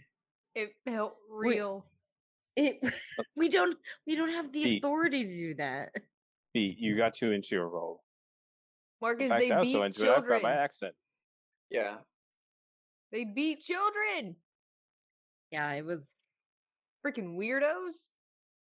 Needless to say, that school made her the killer. Yes. I don't think she killed while she was there. What? Talking about Mr. Percy told me Button. something interesting. He said that the hamster disappeared, like popped out of existence. Popped What's out. Speechless's other trick? Invisibility. Yeah. You think that she made the hamster invisible? And they thought she killed it. And But invisibility wears off after a while. it does. And just because the students never saw it again doesn't mean that an instructor saw it come back and to save face removed it. So you think one of the instructors killed it? I would not be surprised. I think one of the instructors may have recruited her. Are you thinking that one of the instructors is like a blade or something? If not a blade, then somebody who saw an opportunity and took it. Think about it. You've got an impressionable youth. You've got someone who is basically looking for any kind of positive attention at this point. With no background to speak of. Yeah. No family. No friends. And then she happened to disappear the day before they're going to screw with her Magnus lobe. Too many coincidences. Marcus, might I say you have a fine future of detective work ahead of you. Thank you very much. That means a lot coming from you. Now to fill in another gap in our knowledge, our time in Alcatraz. Yeah. Hmm. When she was presumably depowered. Presumably. But we know that that's not true. Because she killed again. Mm-hmm. So unless it grew back, which... How well documented is this procedure? Yeah, do Are we you know asking anything? me? Yeah. I'm sorry, Mr. Mayor. How well documented is this procedure to eliminate the Magnus lobe? Well, it's definitely done by a doctor, so probably a Church of Harain, Church of Harain, doctor. I guess what I'm saying is how many cases has it happened? Do they know the long-term effects of it? Because if that happened while she was young, who knows what could have happened over the last X number of years? The success. So Yeah. you could make B was the one that did the Arcana roll on it, right? Yeah. She did. Yep. So with the 17, if I'm remembering, without a Magnus Lobe, you cannot cast spells. You physically cannot. There are spells that can restore that, such as regeneration spell, which helps to regrow missing body parts. That could be used to restore someone's Magnus Lobe, but yeah, apart from that, it does not regrow or develop on its own. Question about the history of the world at this point. During Speechless's time in Alcatraz, were there any high-profile or suspicious killings in that time frame? Not that I can say specifically, no. Hey Chan was definitely of the upper class, so as far as class goes, but yeah, it didn't seem to be isolated to one particular class. Gotta be that all of these people know something, or they knew something, or she was hired. No, it might be interesting if What?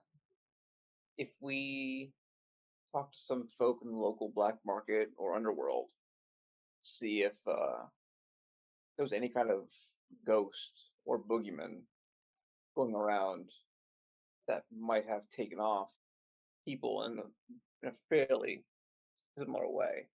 Things that wouldn't be on the radar of most people. Are you What's suggesting another dead criminal?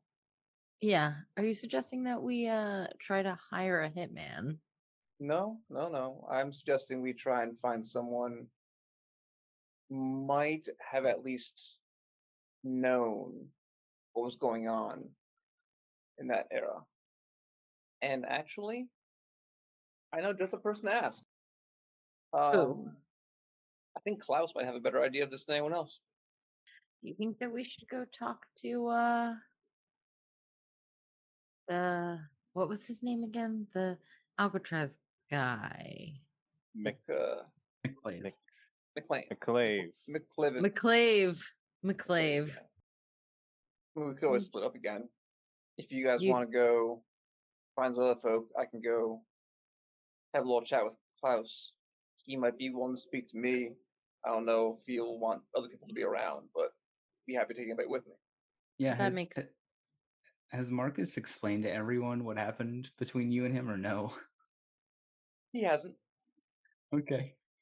All right then. I'm fine with that. Oh, by the way, before we split back up, tomorrow night, party. Theo's having a birthday party. It's like the 4th anniversary of his 150th birthday. At the Silver Bullet Speakeasy. So it's a bring guests. So all of you can come. Oh, lovely. Is this a fancy party? You know, upper middle district, so yep. It's not much of a speakeasy if you just bring everybody. It sounds fun. It's not really a speakeasy the way that you would know how speakeasies were, Zephyr, but I know. okay, I'll let you say the password when we go in. The front is like a gun store, you know, like Silver Bullet. Get it? You know. Okay. You totally should have just let him think it was an actual speakeasy. I should have let him think that liquor was illegal.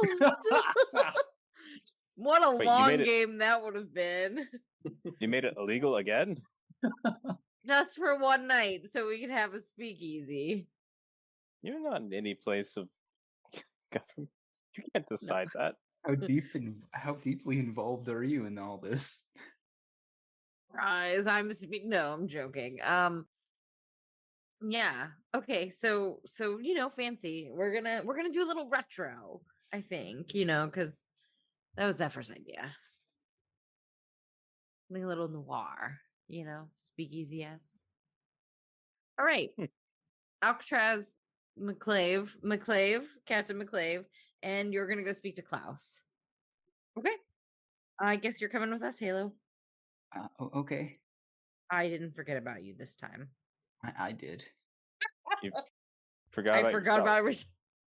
about So, yeah, you guys split off to go talk to McClave and Klaus.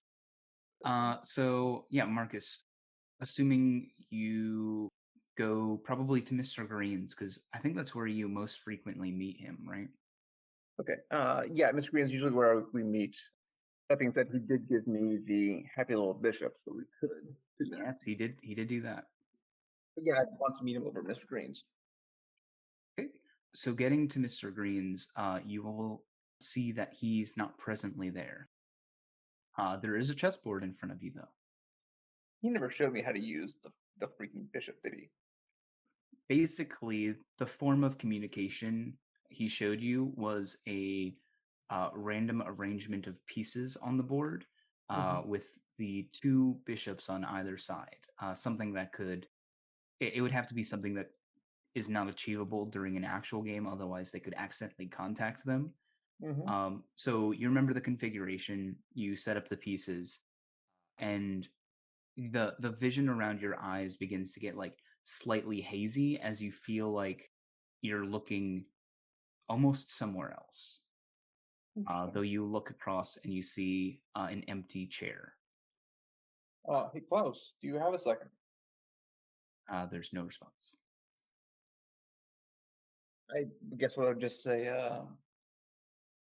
it's important. Could you meet me at Green's? Still no response. But yeah, what do you do after that? I'd order a drink from the bar and try and figure out how I can better get in touch with him. Yeah, an hour at least passes, but you don't notice him coming in or leaving. I go back to the chessboard. Maybe I did something wrong. Maybe I should. Is there a different way I can try and call to him? I assume we don't have his phone number. No, you don't. Yeah. You know what? I'm going to go to Mr. Green and ask him if he's seen Klaus recently. Yeah, so you see Mr. Green, the big half orc, he's cleaning out glasses, and you come up to him, and yeah, he shakes his head. He's like, I haven't seen him in a little while, no. When was the last time you had seen him? Maybe a couple days ago. Okay. That's disconcerting. Is everything all right, Marcus? Hard to tell at this point. Probably not. You get that with this line of work, I think. Yeah. Mr. Green, I got a question for you. And please forgive me if it's out of line. Were you operating back when Speechless was first active? Well, I didn't have the bar, but I was a blade. Before she started really becoming famous for her killings, was there anything odd about about our community, as it were, back then? Not that I can think of, no. You have something in particular you're curious about?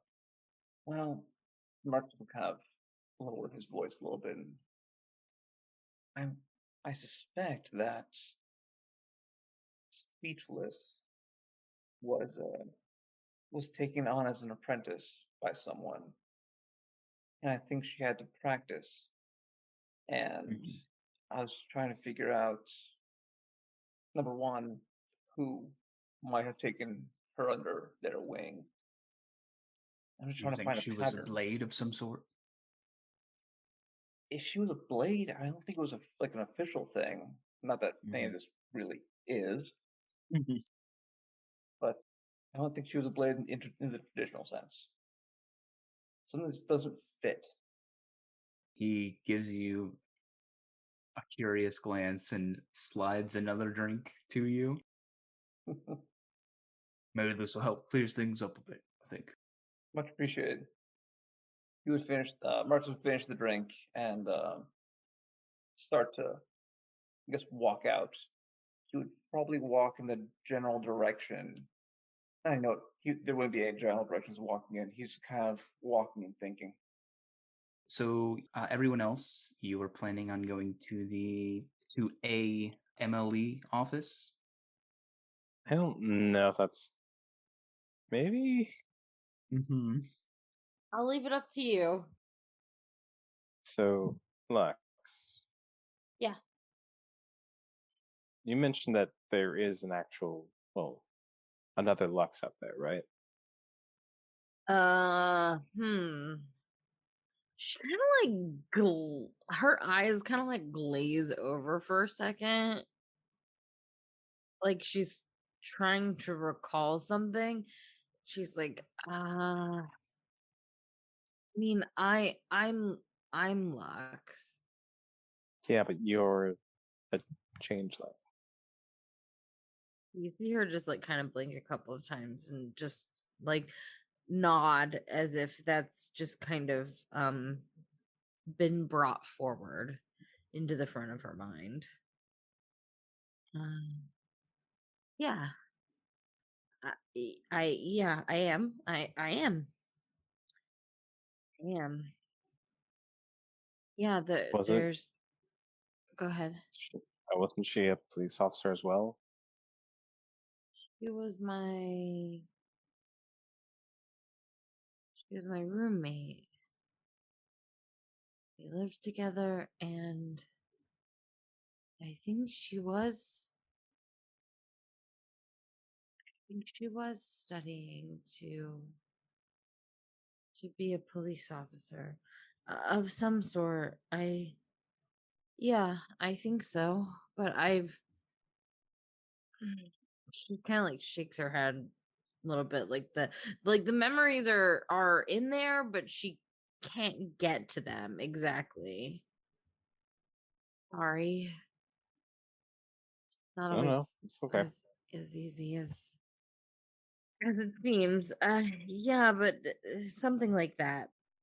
I don't know what happened to her. That was so long ago. I think. Do you think that you could change forms, maybe?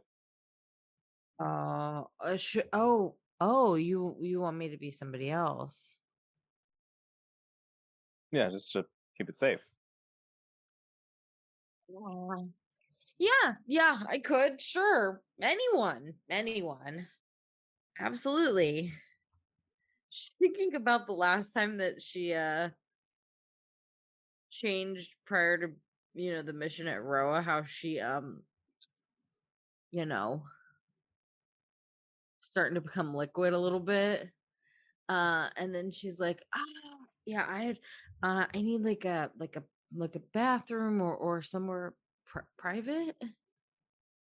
Somewhere private. Yeah. Is I there don't anywhere want. private where she can change? Oh yeah, definitely. You guys are in the upper district. There are restaurants with bathrooms. Yeah. Pick a nice restaurant and go in and go to the bathroom. Yeah. What does Lux change into? Yeah, I think that she just kind of takes in like maybe like an amalgamation of like people that are around. And she comes out looking very human. So she comes out just kind of like a standard brunette with green eyes and um maybe a little shorter than she was before, and just kind of like grabs Zephyr's hand and just walks out of the restaurant. I feel like Lux just walked through like an avatar randomizer. Yeah, I mean, I think that she just like it was the ask to like, can you do this? Was so kind of like unexpected that she didn't like she didn't want to like pick a I don't know, not pick a personality, but like she couldn't like put a finger on someone that she has been in the past, so she just made someone up. And it's probably a not something that she has done very often. So yeah, she just like went through and she was just like, yeah, green eyes, brown hair, pale skin, freckles, 5'6", let's go. And then just comes out of the bathroom wearing completely different clothing, by the way. not dress like Lux, like just dress like, you know, in jeans and like I don't know, like maybe like bell bottoms and a t-shirt or something like that, or a nice like little dress, and just grabs Zephyr's hand and drags him out. She just, yeah, she she seems a little uncomfortable. Are you okay? Yeah, I don't know who this is. I'm somebody, but I don't know who, and it's weird. Well, I don't think I understand, but I'll try to make this Well, quick. okay, well, I'll try to explain it to you a little bit. Most of the time, when I'm somebody, I know who they are, you know, Mhm. or I know what they look like, or I know what their name is, but I couldn't pick anyone in the restaurant because they would see, and I couldn't pick out anyone on the street because what if they came into the restaurant? So I just kind of picked a bunch of different people. I see. So I don't And know. the more familiar you are with the person, the better it is. It makes it easier for sure. I could lie my way out of a paper bag if I had to. Most of the time, I just, yeah, it's weird. I mean, I don't even, who is it? Who is this person? I don't know. Well, I think you're you. Yeah, but what if somebody asks me what my name is? What about Penelope? Lux's form immediately just changes to Penelope. No. Oh God, no. Perfect. Maybe Penny. Penny's nice. Okay, Penny. All right. I'm Penny. This is Penny. Here, I'm ready. I'm good. Yep. I can do it. All right. Me and Penny go to an MLE station. And B and Halo. Yep. Just walking I guess behind they you come guys. too. Just tagging along. Just behind you guys, not saying anything. You guys get to one of their offices. There's a bunch of MLE vehicles parked outside, and yeah, there's like a reception desk that's taking calls. You guys walk up to the desk. The receptionist looks at you. Yes, can I help you? Hi. We're hoping to get an interview with someone. An interview. With who? We're hoping to get one with Captain McClave of Alcatraz. Okay, and what organization are you with? Privates. I'm with the Wesley Investigation Company. She does a quick like search through like some documents, and she says, I've never heard of that organization." We're very Oh. new. Oh, okay. Did you have a date in mind?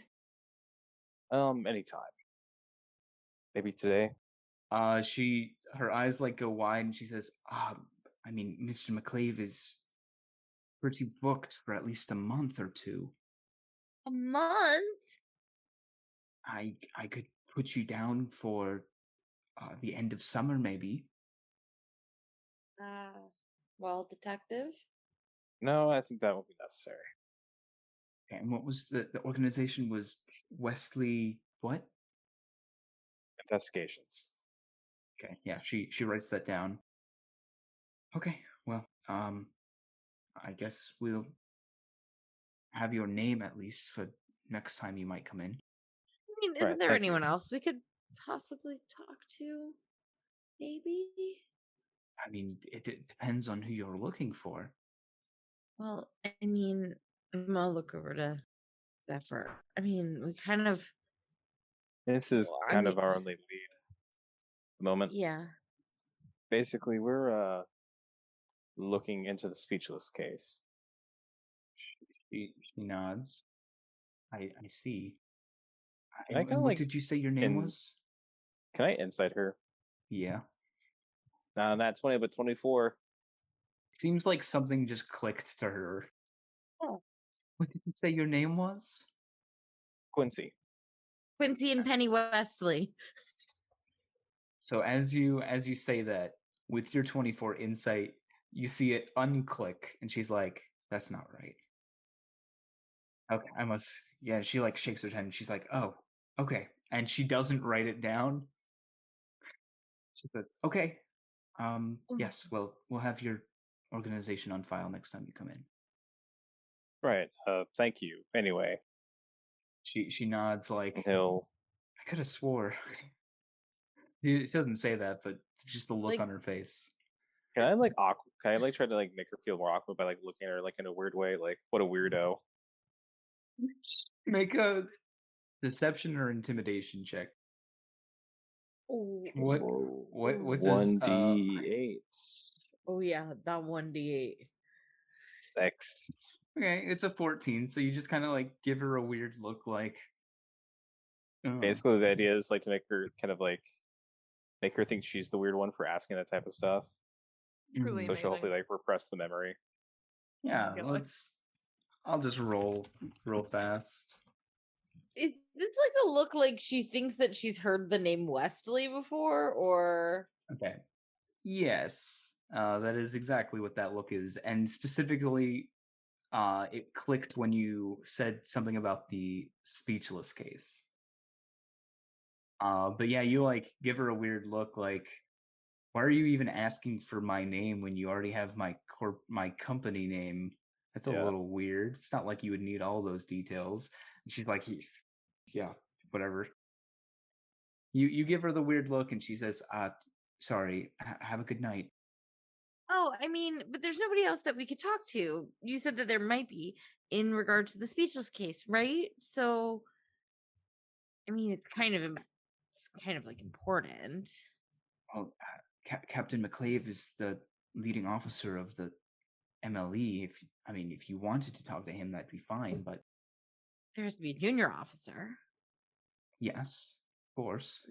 I mean, somebody has to be heading up the case or even working on it, and or maybe like a beat cop or something, right? I suppose, but this is stuff all well above my pay grade. I mean, there must be somebody that you could point me in the direction of that it is on their pay grade. Well, I could schedule you an appointment with someone to speak with this, but it wouldn't be until tomorrow at least. Okay. Tomorrow sounds great. Roughly what time? In the morning, 10 a.m. Okay. Yes, that's fine. Great. Quincy She and pencils you in. yeah, Quincy and Penny Westley. Thank you. Westley yeah. Detective Agency. Mm-hmm. She's like pointing. She's very up in this woman's face. Like, oh my god. Wesley and Wesley. Wesley and Wesley Detective Agency. Yeah. I feel like we keep changing her name every second. Yeah. Sorry, scratch that. We're getting new cards printed. Wesley and Wesley. Right. Fantastic. Great. Can you let me know who we'll be speaking with so I know who to ask for tomorrow? Yes. You'll be speaking to Sheriff Peter. Sheriff Peter. Great. Thank you so much. I'm really looking forward to this. Yes, of course. 10 sound good for you? 10 sounds perfect. All right. Yes, come back here at that time, and I'll have you scheduled to speak with him. Great. Have a wonderful evening. Such a You good as well? one. Yeah, I will. Okay. So She like loops her arms with Zephyr, and walks out. What the fuck? Okay. What the fuck was that? Oh, it was wild. So you guys leave. And is there anything else you wanted to do for today? No. Want to do gift shopping for what's his face? You want to what? You want to do gift shopping for Oh forgot what his name God, is. that's right, Theo. Fuck. I also think it would have made sense if you had received the invitation a while ago, and then it's tomorrow. So you could have also bought the gift a while ago too. Oh yeah, let's just say I bought it a while ago. Okay. Oh my gosh. So yeah, you guys have your meeting with Sheriff Peter tomorrow. Fantastic. I tell everyone about it. I'm by the way, have not left this human form, just staying in it. Yeah, I mean, I relay the information to, B and Halo were there, but to Marcus, and just say that it kind of seemed a little like Zephyr got a weird vibe off the lady. You didn't give her your names, did you? We gave her Quincy and Penny Westling. You used his last name? I look at Zephyr. I'm like, you gave the last name.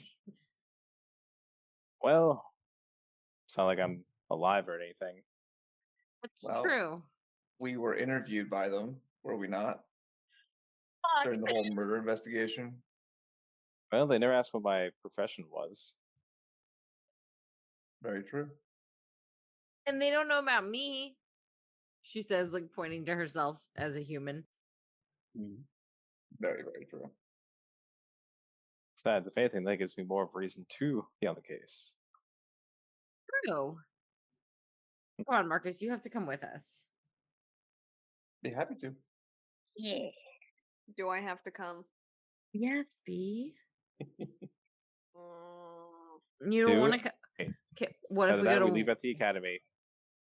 I don't want to go to the academy. What if you're we just go to saying that because you're bigger than me? Yep. Oh, you're such a jerk. But also really funny. Good one. She goes to give you a high five. High five her back. We can get Wawa in the morning. Oh, that sounds really nice. Okay, that's what I thought. Okay, we've been eating a lot of Wawa recently. Is that healthy? I would like to think of Wawa as a lifestyle. Why are you judging my choice? First he tells you to change the way you look, then he questions the way you eat. This is not really sounding like a good boyfriend. Did you know bread makes you fat? Bread makes you fat? All right. So, if there's anything else you guys would like to do for the remainder of the evening or in the morning before the meeting with Sheriff Peter. No, I have nothing. I'm good. All right. Yep. Yeah, you guys arrive at the station, and yeah, Peter's office is open for you guys. You see him. He's wearing a white shirt with like suspenders. You can see his like badge proudly on his desk, and he's kind of like holding his suspenders as you guys walk in.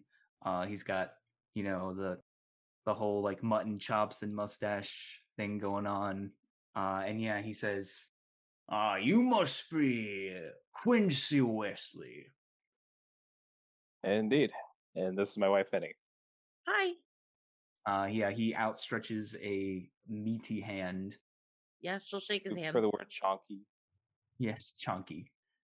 He says, "Now I do understand that you're interested in this speechless case. Is that right?" Indeed we are. Yes, very much so. Well, I'm sure you civilians are mighty concerned with the state of things, but I would like to assure you that we have our most top investigators on the case, and that Exactly, you that's why we're have here. nothing to worry about.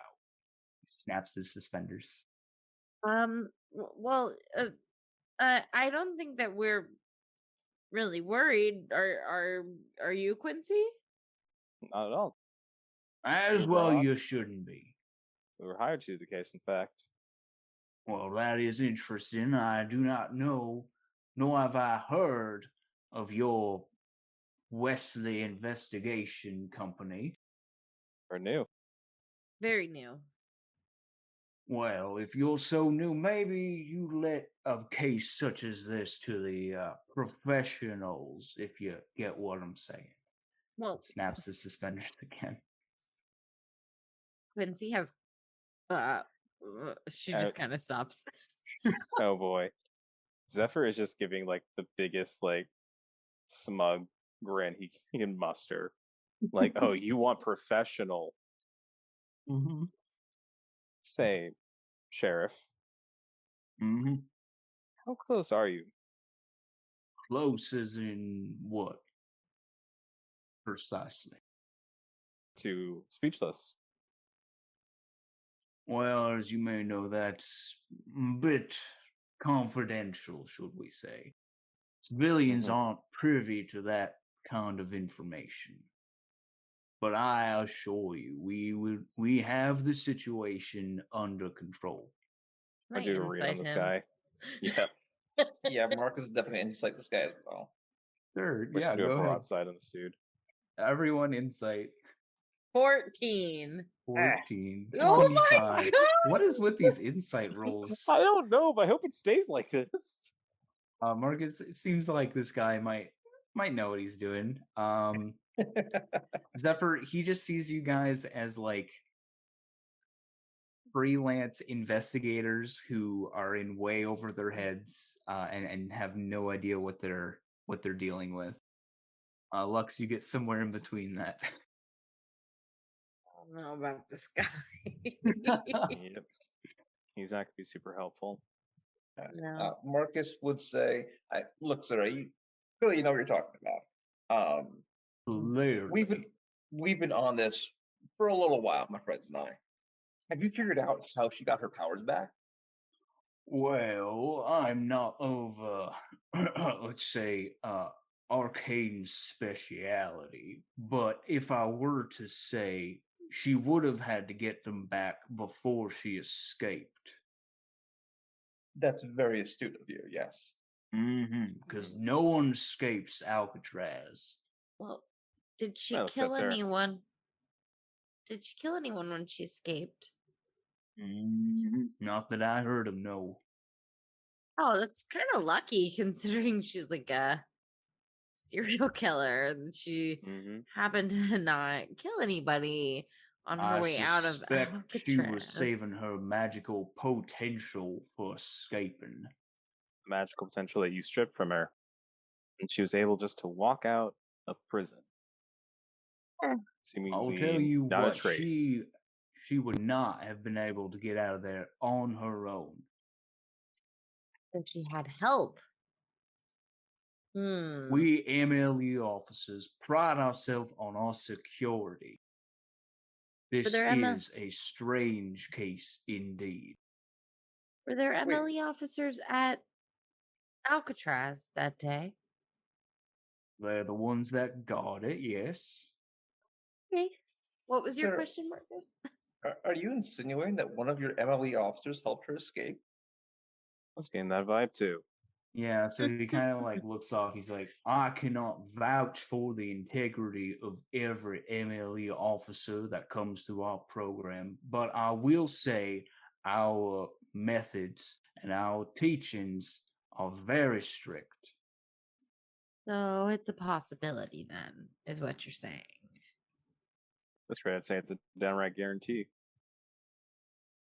Huh. With what people can do with magic, sometimes the most unthinkable can happen. Are you not?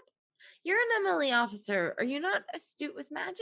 You said. No, ma'am. I don't touch the stuff. Sorry. It's liquor or something. Sorry. Gotta stay away from that magic.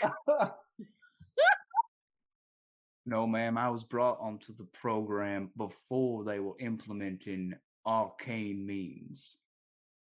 Right. Okay.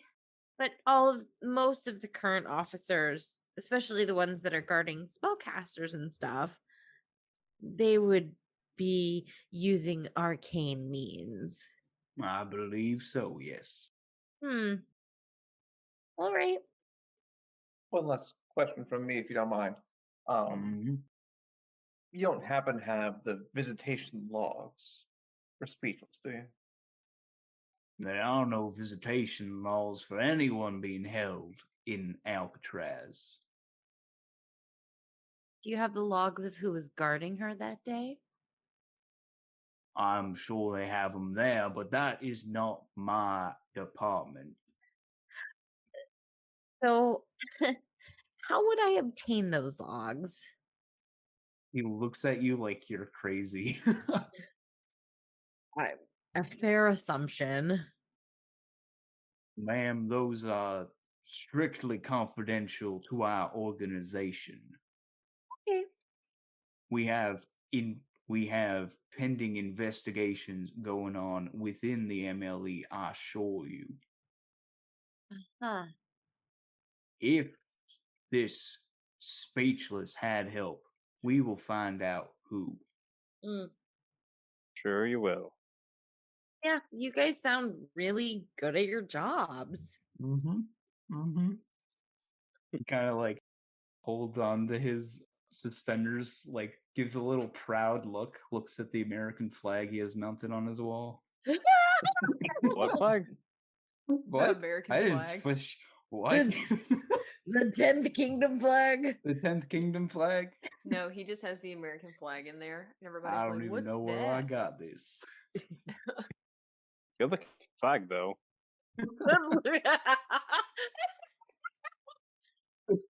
Oh shit. Oh boy. Okay.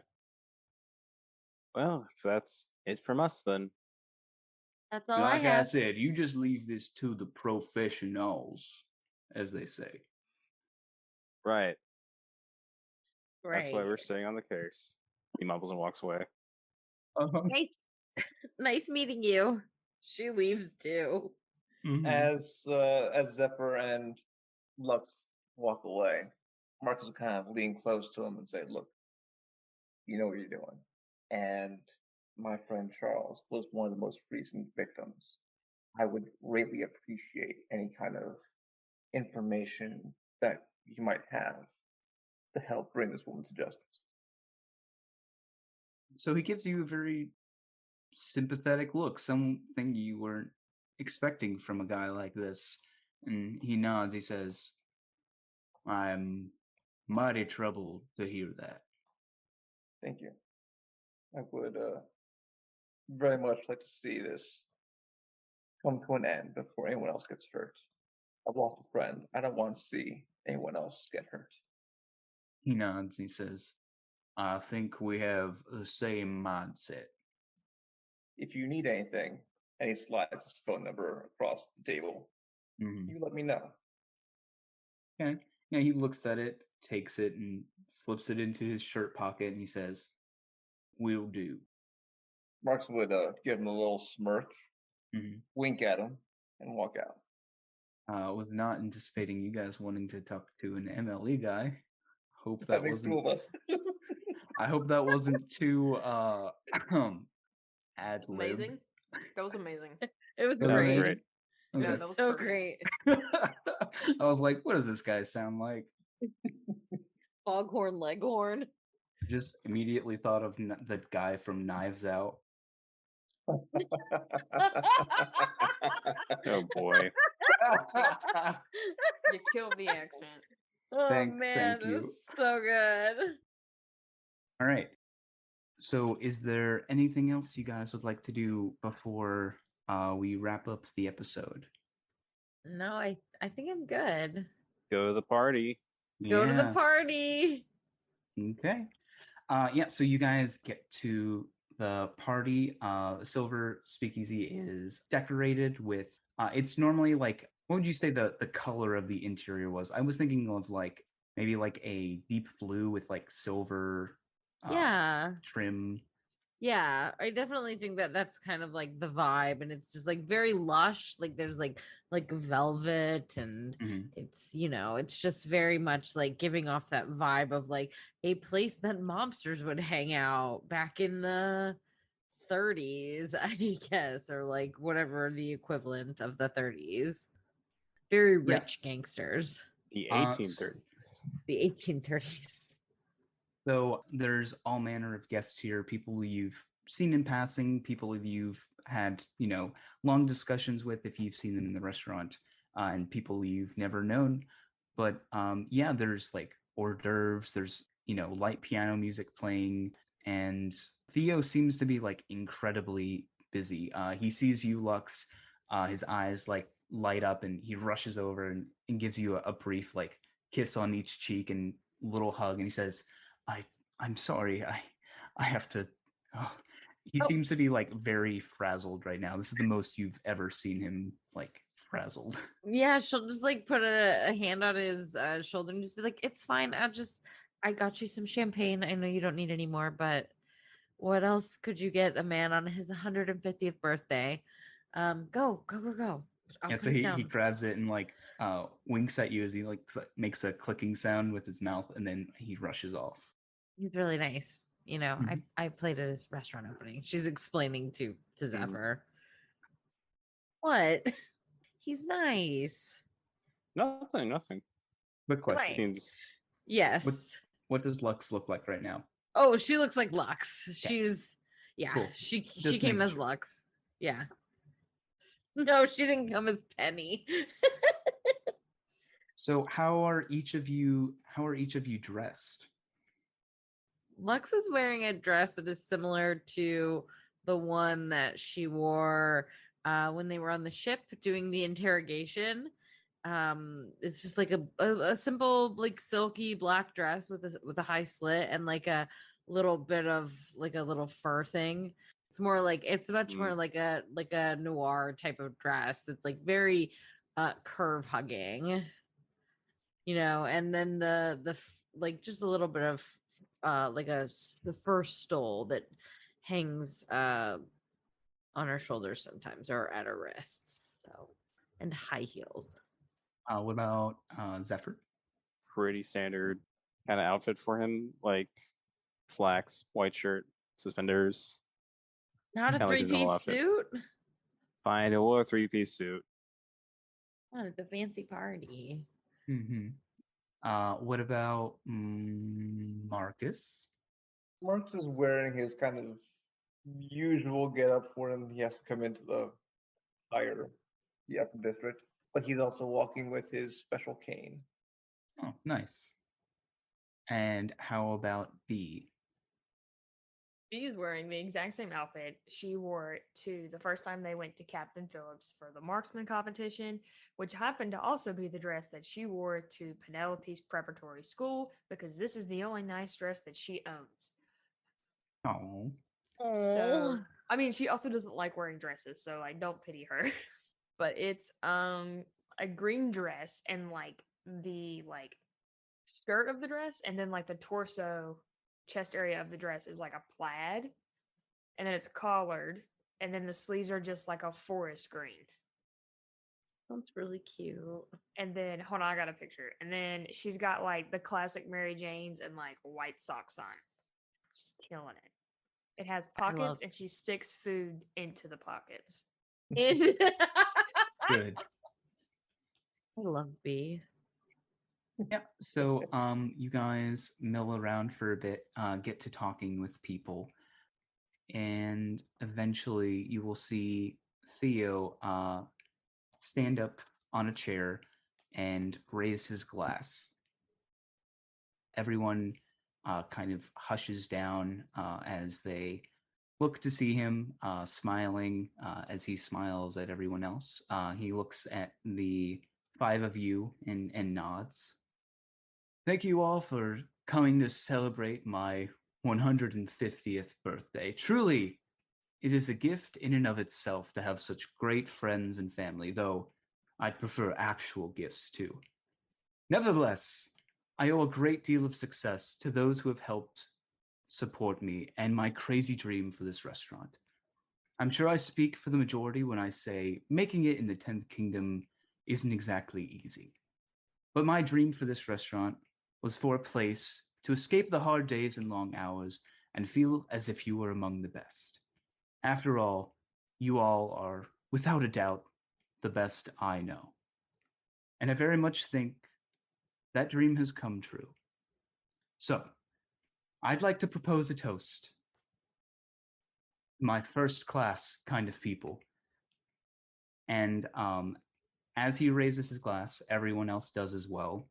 He looks at you, Lux, and does a quick wink, and I need everyone to make a perception check. I really hope he's about to like piece the heck out like Bilbo. Yeah, I'm getting Bilbo vibes. I'm gonna give somebody a bardic.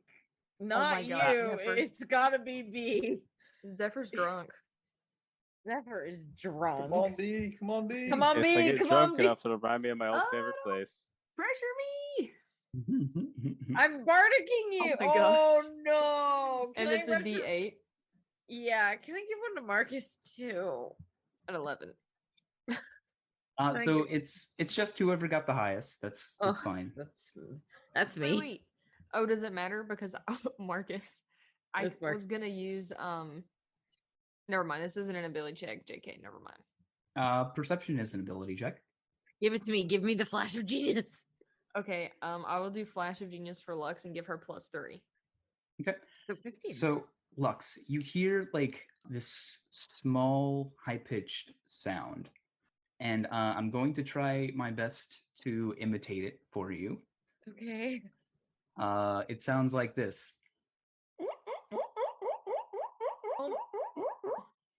And you turn around and see outside the window a small hamster. Outside the window? Mm-hmm. And it's just looking inside. I'm gonna grab. As you turn around, you will watch as Theo falls to the floor. Oh my god! I'm gonna scream. Well, this is the complete opposite of what I thought was gonna happen. This is exactly what I thought was gonna happen. Everyone I thought he was gasps. gonna peed out. I thought he was gonna peace out. Everyone gasps and immediately like back away so someone can like take a look at him. Halo pulls out his diamond and goes to cast Revivify on Theo with no luck. The diamond remains and the spell fails. Lock the doors, lock the doors, lock the doors. Somebody lock the doors. Oh my god, yes. Call the police. Just, like nobody's doing anything. I let Yeah, Battleby in they're just like in stunned silence. I let Battleby in Zephyr will before I go to locked lock the the door. door. I let Battleby in. Which window is the hamster at? Lux, do you say anything? Marcus hasn't noticed. He hasn't noticed. Absolutely. I grab Marcus, that's what I was turning around to do, and I probably had like my hand on his shoulder when Theo fell. I'm gonna be like, "There's a hamster outside."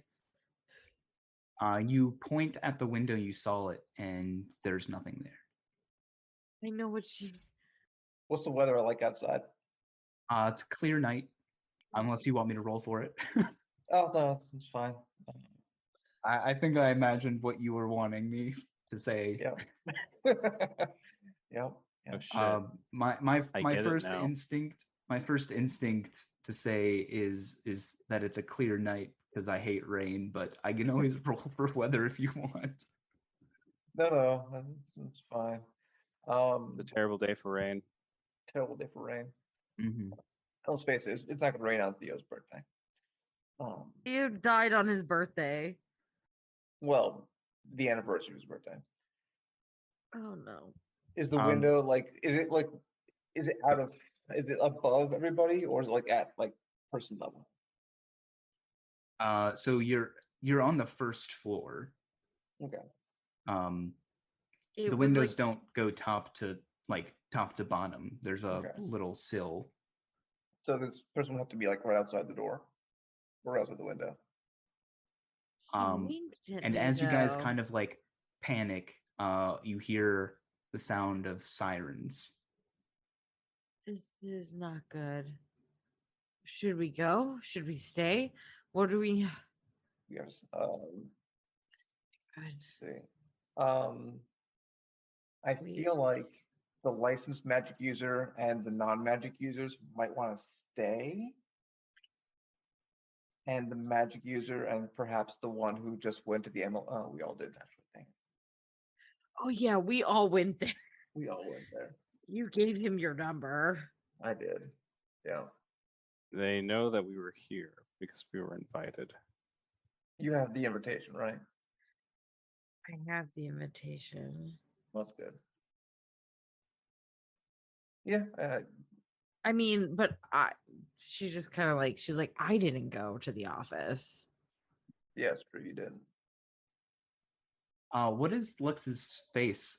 Some people are like trying to hold Theo up and like fanning him, hoping he'll wake up. You see like just anguish on Halo's face as he knows it's like too late.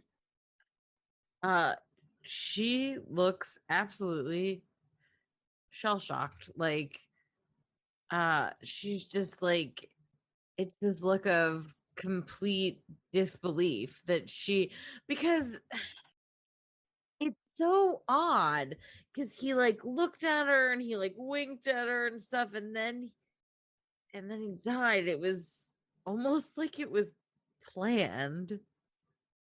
She will find a place to sit. I mean, 'cause she screamed. She was trying to get people to get police, and she, ah, I think like things like start happening in slow motion. There's Oh, police yeah. officers that arrive in the scene, and you just kind of see them blurry passing by. There's Church of Harain priestesses and priests who come in to tend to the body, but it seems no attempts at revivification are possible. And you see them drag a sheet over him, covering his face as he's taken away. oh my god, oh my god, he's dead. He died. Yeah, Zephyr will go over and sit next to her. Wow. What are we gonna do? What are we gonna do? What are we gonna say? I mean, this is not gonna look good for us. This is the second time she's killed someone and we've been there. Which is why we shouldn't run. Mm-hmm. Yeah, but that kind of seems like a pattern, doesn't it? Now there's a pattern. Now there's a pattern. The one pattern is that we're present. And after years of not having a pattern, she finally is making one. Who helped her get out of there? That's what we need to figure out. I think we might find out soon. Zephyr, Yeah. could you please make an investigation check for me? Will do. I'll give you a Um, bardic. Okay. Casey, this is a ability check if you would like to flash a genius. Add that. Okay, combine the two. So 20 in total. Yep. There is something else that might link the recent murders. Can you think of what it might be? Oh, are they Inoa guys? Yep. If James kills Jerome, I'm gonna riot. I will drive back to North Carolina. Do you ask B if she knows anyone? B, do you know a guy? I would like to first state that I'm very glad that I did not mention Scribble. Anyway. Yes. We might want to go check up on him. Why? Is speechless killing people we know? Well, People we've gotten help from? that looks like her pattern now. Uh-oh. I'm gonna call Jerome to tell him to get out of town. There was a hamster on the windowsill. Wait, a hamster. Yeah, making this noise. Like, Yeah, like the hamster? yeah, like Mr. Muffins, whatever his name was. What if she? I think we have the same idea. Now we're looking for a hamster. But no, What? What are you thinking of? we know how she's doing the killings. Through the hamster. She doesn't have to look at them. She just needs to see them through the hamster. Familiar. That's a familiar. Oh shit. We gotta find a hamster that's killing people. Do you know how crazy that sounds? This is my weirdest case thus far. I've seen some weird shit. I need a drink. I need a drink. I need to smoke. I need something. I need using the hamster to kill people. That's why. I need my publisher. Need to update my memoir. Are like all the police in there already and stuff? Police are currently like talking to people, getting their stories of what happened. Wow. Are there any police Yep. that we recognize in there that Mm-mm. maybe we interacted with before? Okay, good. No. Yeah, Zephyr will for right now just embrace Lux. Can anybody detect magic? No. Mm-mm. Halo. No, but I think shouldn't MLE officers be able to do that? Oh, that's a good point. Yep.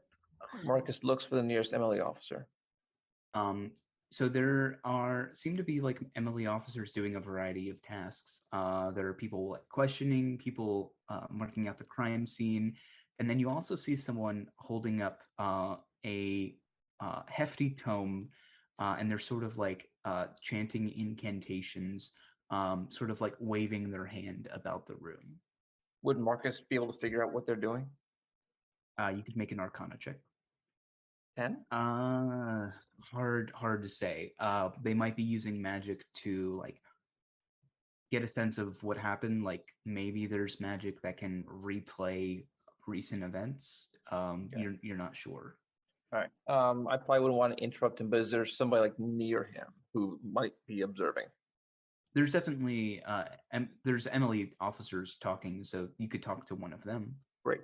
Marcus would head over there to one of them and say, "Hey, has anybody checked for magic outside the windows, like outside the building?" Yeah, so she's she's basically treating you like you're panicking, even though you sound relatively calm. So she's like holding her hands up in a non-threatening way. Yes, we have the perimeter locked down. We are doing sweeps. Yes, but detecting magic. Yeah, yes, we can do that. Good. Then please make sure that there's no invisible persons around here. We're looking. I promise. Just we have this under control. We do. Okay. I have reason to believe that she's using a familiar. A familiar.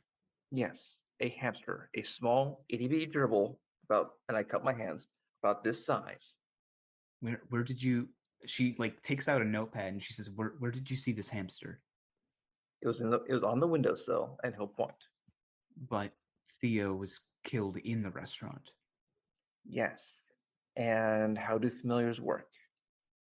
Well, they can only deliver spells via touch. Can their wizarding partners see through their eyes? They can, yes. So if perhaps somebody need to cast a spell that they need to see somebody. She takes a deep breath and she says, are you a registered spellcaster? No, I have no magic to me whatsoever. Okay, this requires some intrinsic knowledge of spells. It's difficult to explain, but the Find Familiar ability only allows you to cast spells with a range of touch through your familiar. It does not matter what the components or requirements of the spell are. They cannot be cast through a familiar unless they are touch.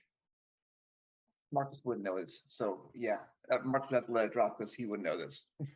Yeah, so she's like trying to explain it to you, and Marcus is like nodding. His nodding is getting slower, like, oh, okay, this is getting too deep. Yep. Marcus just kind of throws his hands up and goes, B, did you say you wanted to try and call Jerome? Yes, B wants to find like a payphone or a phone somewhere. Mm-hmm. Which this is a nice place. They probably just have a phone somewhere, so she can call Jerome. Okay.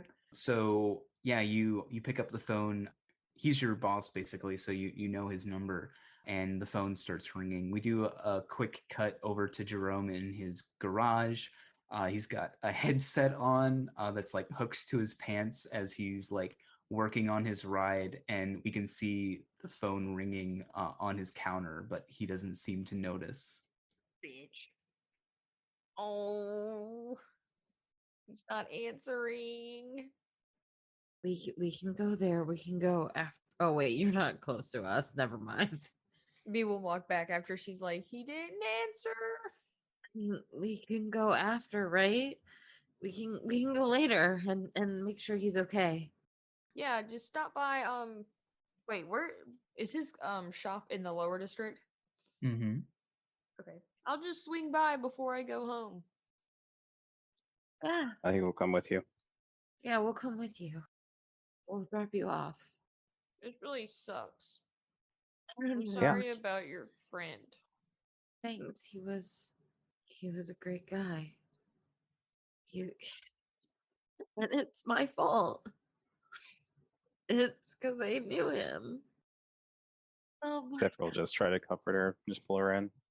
She's just gonna like hug him, lean into him. It's my fault. It's my fault. And I can't. I don't know even know how to stop this. I don't know how to fix it. There's nothing I can do. Lux, this is never easy. Promise you'll find her. Okay. I'm gonna look up at him. I believe you. I trust you. We'll find her. Man, this party sucks. So yeah, the cops finish their investigation and kind of like close down the building. Eventually, everyone is ushered outside, and you guys are gonna head to Jerome's. Yeah. So you guys begin driving there, assumedly in your Jeep. Yeah, I assume that well- Oh, go ahead. Sorry, didn't we take the Zap train? The Zep train doesn't run in the Middle District. Oh, so we took the Zap train back to the Middle District from the party. Mm-hmm. Okay, and then Wait, no, the party is in the Middle District. Oh, I don't know why I was thinking it was in the. Never mind. It's in the upper Middle Okay. District. Gotcha. I was like, wow, this is like in the upper district. Anyway, yes, we will take my Jeep. Okay. What is the like? Is everyone just quiet in the Jeep as you guys roll along? Yeah. Lux is just like, I think she's just kind of like sitting in the back, like kind of leaning up against I guess the bar or whatever. The Jeep doesn't have windows, right? It just is like, No, it's got no windows. no Yeah. top. Yeah, so she's just like leaning Windows are against. optional. Windows are optional. She's just kind of like leaning against like the bar. She's like pulled that fur like up over her shoulders and is just despondent is a good word for it. Mm-hmm. All right. So as you guys get on your way, you turn down the familiar street of Jerome's. You see his garage in the distance. You pull up. Immediately, he like turns around to like say we're closed.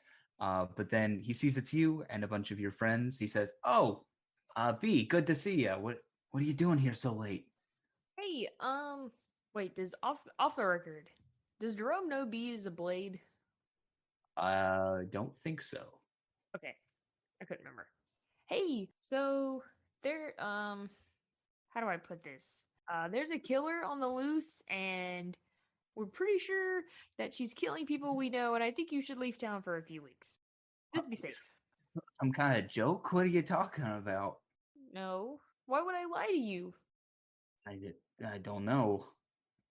Kind of like gives you a worried look. We were just at a party, and my friend's friend, it was his party. He was killed, and we think the connection is that this person, her name is Speechless. She's killing people that we know, and I think you should just leave town to be safe for a few weeks. You said Speechless? Yeah. Oh, that I heard about her. She killing people? Oh. Yes. And she's killing people we know, and I think you should leave just to be safe. I need everyone to make perception checks, please. Oh no! Oh shit! She's going 2 for 2 tonight. Oh my god! Right? You got a 14. I don't have any more Flash of Genius. Okay, Marcus got a 16. Okay. I have I should have used guidance. Let's see. That's 2 GM. Now it's public. Hit. So, Marcus, Yeah. you get the eerie sense that someone is watching you. And you hear like these subtle footprints on the pavement coming closer In which direction? from down the street. I'd like to kind of nonchalantly set my backpack on the ground and start to rifle through it as if I haven't noticed anything. Make a deception check. Okay.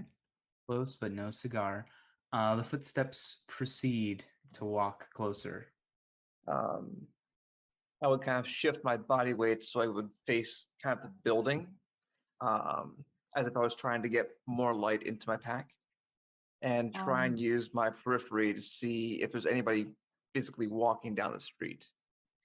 So you hear the footsteps coming from that direction. Can everyone see the map? Sadly, I can see the map. What Okay, I can see direction the are they map. coming from? They're coming from this direction. All right. So if there's no person over there, Mm-hmm. I would like to not die today. I like to pull 3 vials of the powdered laxative out of my pack and throw them in the general direction, hoping that the powder would either reveal them or get on them somehow. I love this. Do it, let- Marcus. I believe in you. Finally, the powdered laxative has come in Comes handy. full circle here. Lex is like watching Marcus like fuck around with his backpack and is like, "What are you doing?" So let's see. It would be. Are you just trying to get it in her path, or It would get be it a on blind her? toss, but probably they'd have to break, so it'd probably be in her path, preferably kind of like around or generally right at her feet. So her current position, you can hear her, is right Mhm. there. Okay. Then I'd probably wait for her to get a little. I wouldn't wait too long because I don't want her to be in range of things. So, if I thought I could make a fairly well-aimed toss over there, I'd take that.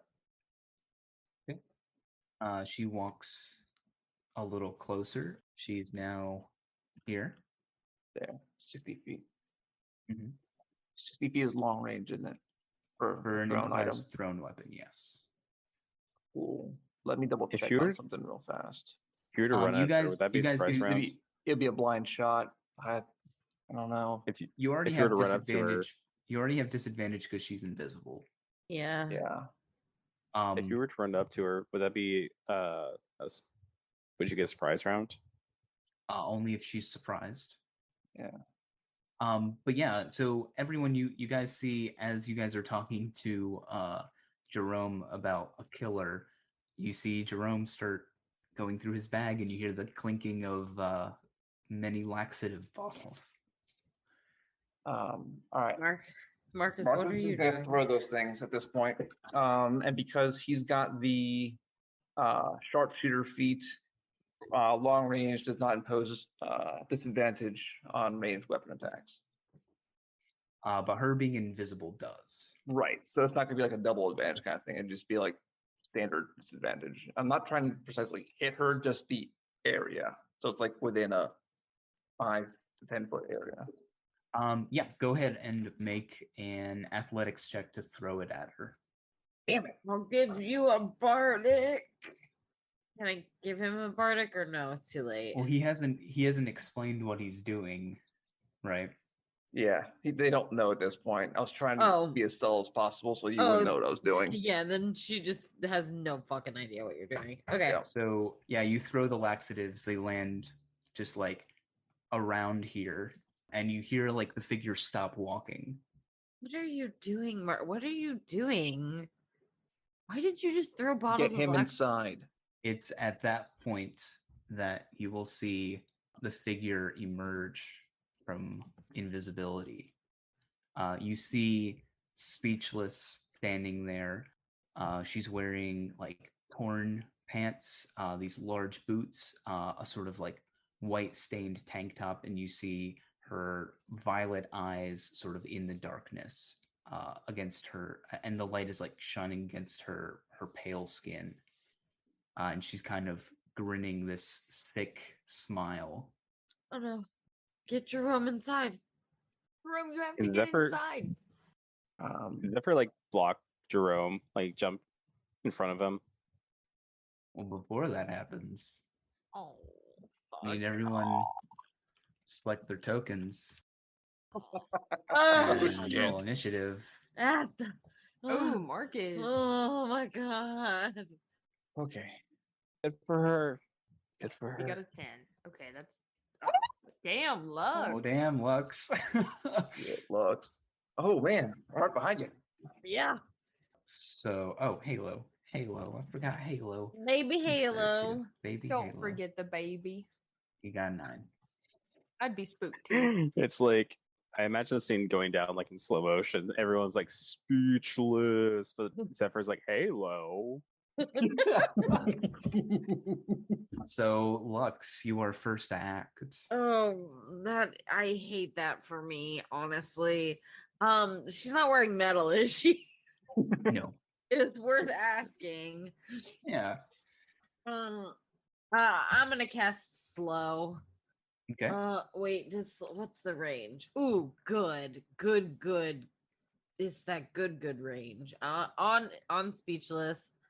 Yeah, I'm gonna cast slow. That's a DC 16. That's a wisdom saving throw. What does it look like when you cast your slow spell again? It just looks like she whips out her violin from, she's always got it on her. And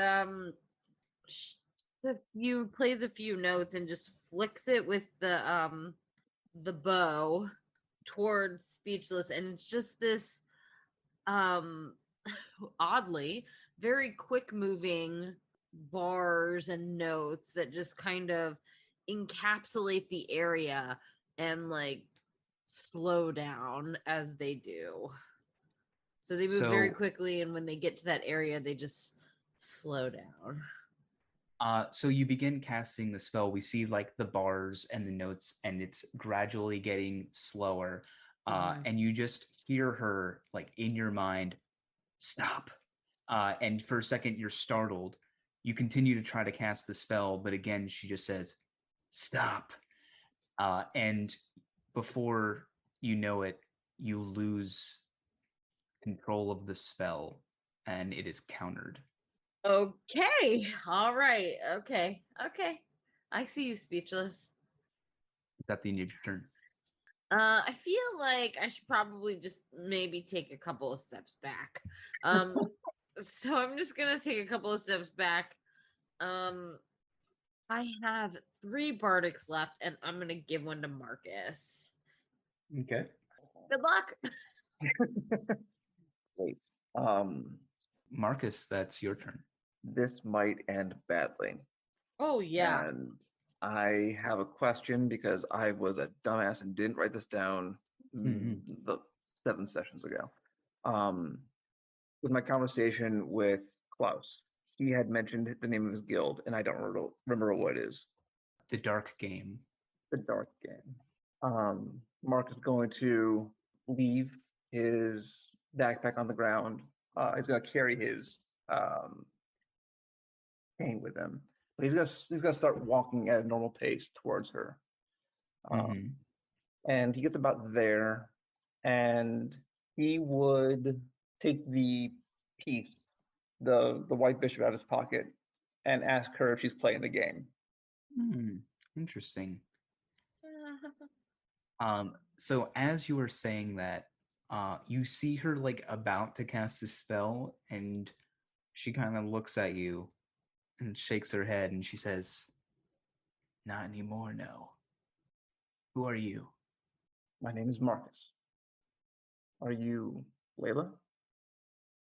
She nods. What is Marcus's expression right now?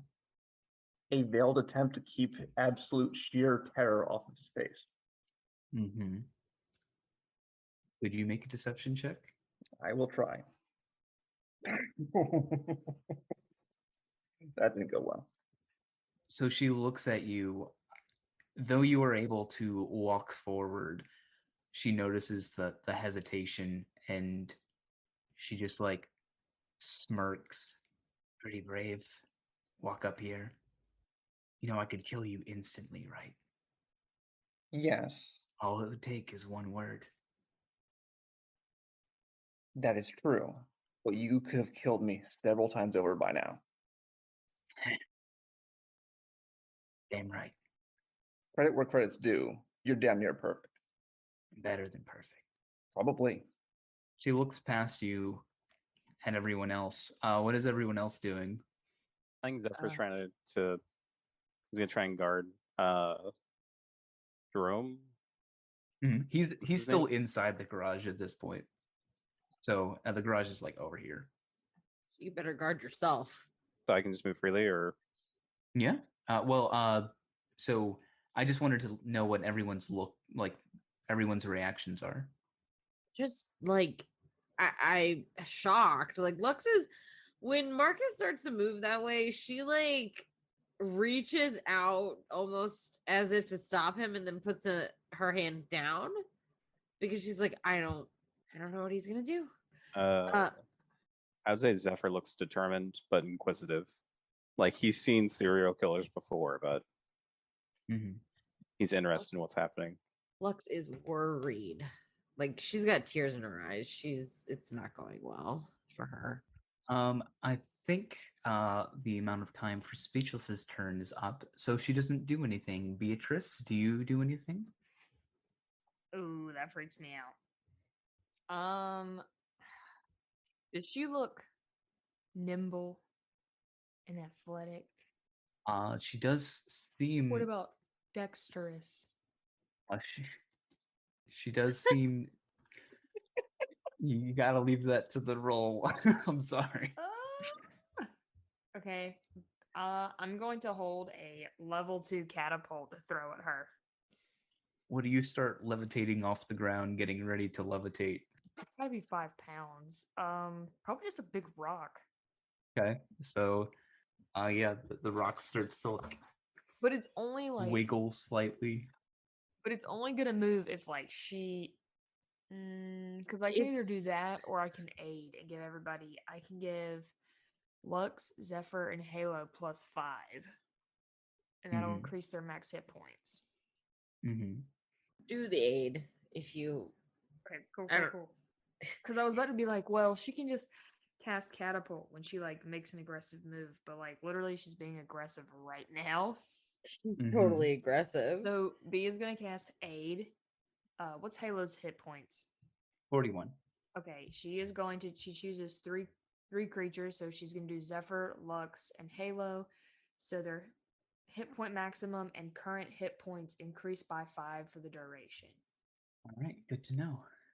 And then Battlebee. I'm gonna have Battlebee. Which garage is near? I don't think she's gonna get near Jerome. Where's the garage that Jerome's at? Just like behind us? Okay, I'm gonna have Battlebee just step up a little, but stay in the same area. Okay. And that's it. All right, Zephyr? I think Zephyr's going to move up this way because he's like over here, right, in the garage. Yeah. Yeah, he's basically just kind of moving up a little bit, but and also like trying to conceal her line of sight to him. Okay. So, Layla, what do you want? Isn't it obvious? Actually, not really.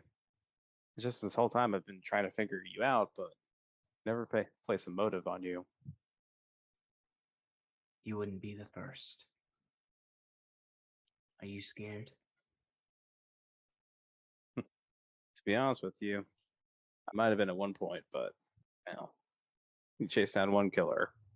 I'm intrigued, is what I am. Yeah, that'll be my turn. Halo's going to walk up behind you and snap your neck. No, just kidding. Oh no!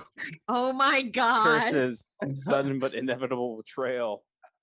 You never suspect him. No, he places a hand on your back, and you feel this sort of like protection wash over you. And as he casts it, he whispers, she can't tell you now. At least not with that. She can't kill me now. At least not with that. He like subtly nods. Okay, I was asking this. Okay, yeah. Speechless is just going to make an insight check on that real fast. 11. I'll have Halo do a deception. Oh, he beats her. Okay, so yeah, she doesn't like hear what he's saying, and that's his turn. Lux. Oh, we're back to me already. Fuck. Lux Lux looks at Marcus and looks at Zephyr. Also looks at Beat and is like, Beat, you need to back up. Like you just need to get away. She's gonna kind of move. She's gonna move like 25 feet, and she's just gonna like ask Marcus, like, should I do anything? Do you want like nobody's doing anything? Should I have spells? Should I cast a spell? Can Marcus take a reaction? That be? Without turning around, he would just kind of wave his hand like down as if like a stand down for a second. Okay. Yeah, that's fine. Yeah, okay, so I will just take the dodge action just in case. Yeah, I'll just take the dodge action just not that I think that she's gonna hit me with anything, but just in case. Yeah, so I'll just be like, okay, standing down. Like right.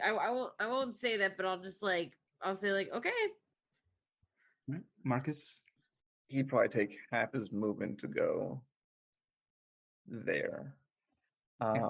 She doesn't move. Doesn't even flinch. Yeah. Trying to kind of keep her attention on him. He'd be right there trying to get into the other side of the street. From what I heard, the game ended a while ago, but a friend of mine is trying to begin a new game. Are you trying something similar? Yeah, she squints and shakes her head. I was never actually a part of that game, actually. It's a shame. You would have been the top of the guild. Yeah, she smirks. Does Marcus do anything action-wise? Action-wise, no.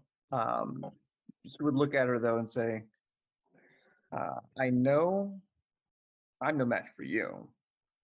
I have no intention of harming you. I just want to know why. So as it passes to her turn, she crosses her arms and she says, you know who let me out, don't you? I don't, actually. It seems like we have a common enemy. I beg your pardon? MLE. They let you out? She looks at Zephyr. I was supposed to kill that one. Oh. Why does the MLE want him dead? She shrugs. Stupid question anyways. Are you... Wait. Common enemy? You don't need us. You want us to... What do you want from us? I think we can work together. If you can trust me. Trust will take some time, but I think professionally we can work together. Sound fair? She nods. All right. Aren't you mad? At all? She looks at Lux. Incredibly disappointed and very upset. But I also realize that you're not the one I'm angry at. She smiles the biggest grin you've ever seen. You see like her canine teeth, which are abnormally sharp. Good. One further question, and I understand if you can't answer it. What do they have on you to make you do their bidding? 30 suspected murders. It's quite a lot. Yes, but there was a trial, you were in jail, you're out again. You're clearly working for something. What was Lux's face when she asked if you were angry? She like gritted her teeth a little bit, and she's got like her face is tear stained, and there were already more tears welling up in her face in her face and her eyes. And when she asked that, like, it just was like the slightest bit of like gripping on the neck of her violin. Mm-hmm. And it all when she said she was supposed to kill Zephyr, it almost looked like she was gonna snap the bow. She has been hurt greatly, and she's not having an easy time hiding it. To your question, Marcus, she looks at you and she says, "They can find me wherever I go. There's no point in running." Told me if I did what they asked, maybe I could see the light one day as a free person. It's Marcus's turn to smirk, a really wide smirk. They didn't tell me to kill your friends. And she kind of like smirks even more. I'm sorry, she just said that they didn't tell her to kill our friends? Mm-hmm. So why did you? Why does it matter? B, do you do anything? B pulls out food and starts anxiously eating. Okay. Oh no. Zephyr? So you did it just to cause pain, huh? She shrugs. Begs the question, though. Should you be mad at me or the people who let me out? I think we can choose to be mad at whoever we want. Does Zephyr do anything else? I want to like insight check her, I guess. Like, Sure. I want to see like if I can tell like if she has anything readied, you know, if she's holding an action of some sort. Sure. 16. It looks like she's holding something. That fucking hamster. Like holding a spell. And what exactly did Halo cast on? He casted Death Ward on you. If you were subject to a spell that reduces you to 0 hit points, instead you are reduced to 1. It also prevents disintegration from the disintegration spell, power word kill, etc. All right. I will roll a 1d2. Oh my god. Determining what? Stressing me out. All right. When I go to it. Oh, One what? you go. What? Where are you going? She What are you said doing? down. I just run up to her, and I'm just going purely unarmed. Okay. Please hit. 23 hits. 23. And I'm going to use a key point to stunning strike her. My key save is 14. That's gonna be a Constitution saving throw. 21. So you punch her, and it impacts something in front of her, almost as if there was a barrier between you and her. And she just kind of like smirks. That was your first attack. I'm guessing mage armor. No, you hit something. Okay. Was it? So you felt it like give slightly as you punched it. So I am doing something with my attacks, though, right? Mm-hmm. I'm going to do it again. 9 misses. Okay. So this time she just like sidesteps you a little bit. Fury of Blows. Okay. So that gives you 2 more. 2 more. 25. 25 hits. And Stung Strike.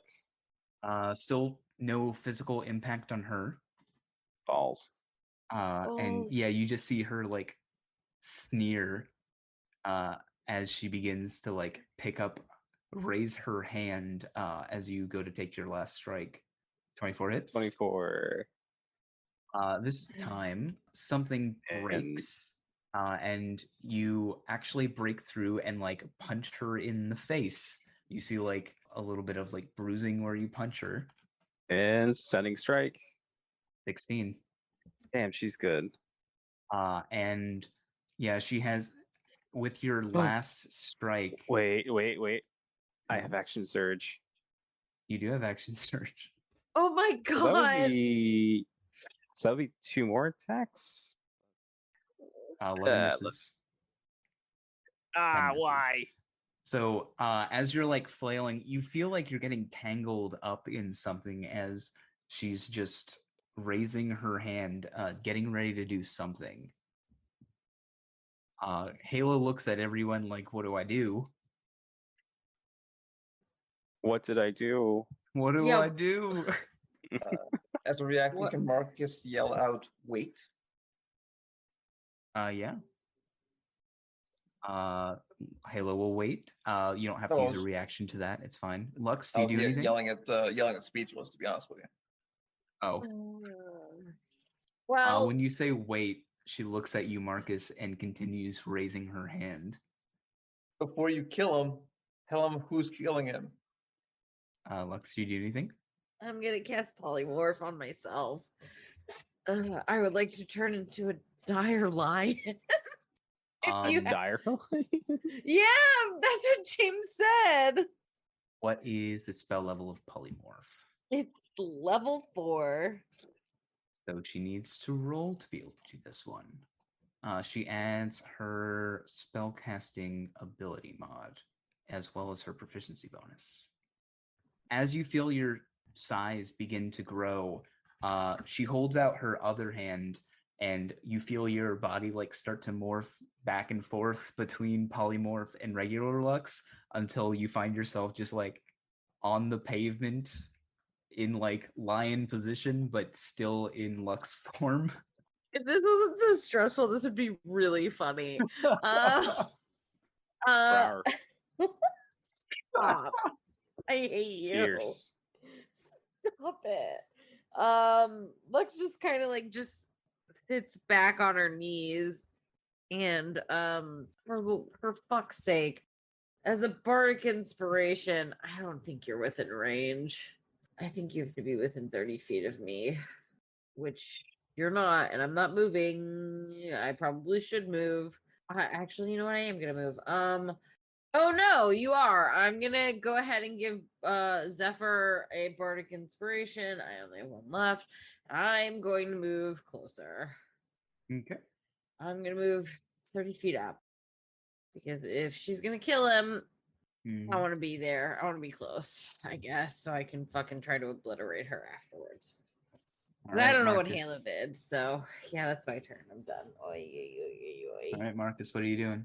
Marcus is moving into here, getting in the mix of things, trying to get between those two. It's gonna look her dead in the eye and say, if you're trying to work with us, this is not the way to do it. Professional courtesy. Are you holding your action for anything? I am. I'm getting ready to transform my cane back into its rifle form and then take a shot at her. On her turn, she looks at you, Marcus, giving you a weird kind of like look like, give me a second. And she will continue raising her hand. You spoke of trust. Trust is earned. Whatever you're doing to him, do it to me first. She will raise her other hand. Oh Marcus, that's not a good idea. She will. Insight checker or something. Marcus has no idea what happened between you two, so. She's going to reach out both of her hands and put them on either side of your shoulders, and she'll say, "I think you guys will do nicely." I have a girlfriend. If everyone's fine, we'll break from initiative. Yep. And Totally fine with that. Okay. She just looks at you two and she says, "Your friends are fine." She looks at you, Lux. "Your friend's fine." No. What? No, he's not. He died. I saw him die. Pretty It's a false convincing, death. right? You cast a false He's- death on them. She nods. You're kidding. Wait, did you kill anybody? Have you ever killed anybody? Are any of them dead? He just keeps smiling. Zephyr was like previously like in like his boxing pose, but now he's just like kind of like hands on his hips, like thinking about this. Like, wait. So Suchan's husband. You didn't he's not dead. No, but I got him out of that shitty marriage.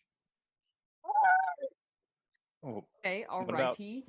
Like we're just having a crisis. Yeah, no, Marcus Zephyr puts is just his absolutely hand- dumbfounded. Marcus puts his hand on her shoulder and just breathes a real heavy sigh. Mhm. That was it. It's just a really big heavy sigh because he honestly thought he was about to die at that point. You're not a serial killer. Shakes her head. You're a serial get people out of things. What the? He's a problem solver. So okay, but what about Mox's buddy, the army I fella? said, your friends are fine. He's alive. You were, and the police never knew that you actually. Did they know that you weren't killing people? Shakes her head. It's going to be a rough surprise for them when they figure out they hired a murderer who doesn't actually murder, right? Why did they hire you to kill him? That is beyond me. But whatever your friend knows, it must be pretty confidential. Can I get you a beer?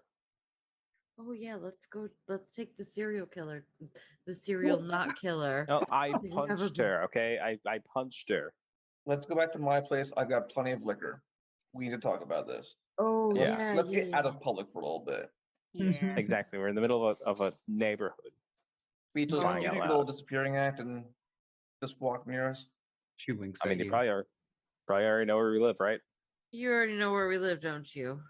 I may have followed you guys a couple of times. How do you think I found your friends? Freak. You creep. Nice. Are we honestly really surprised about that though?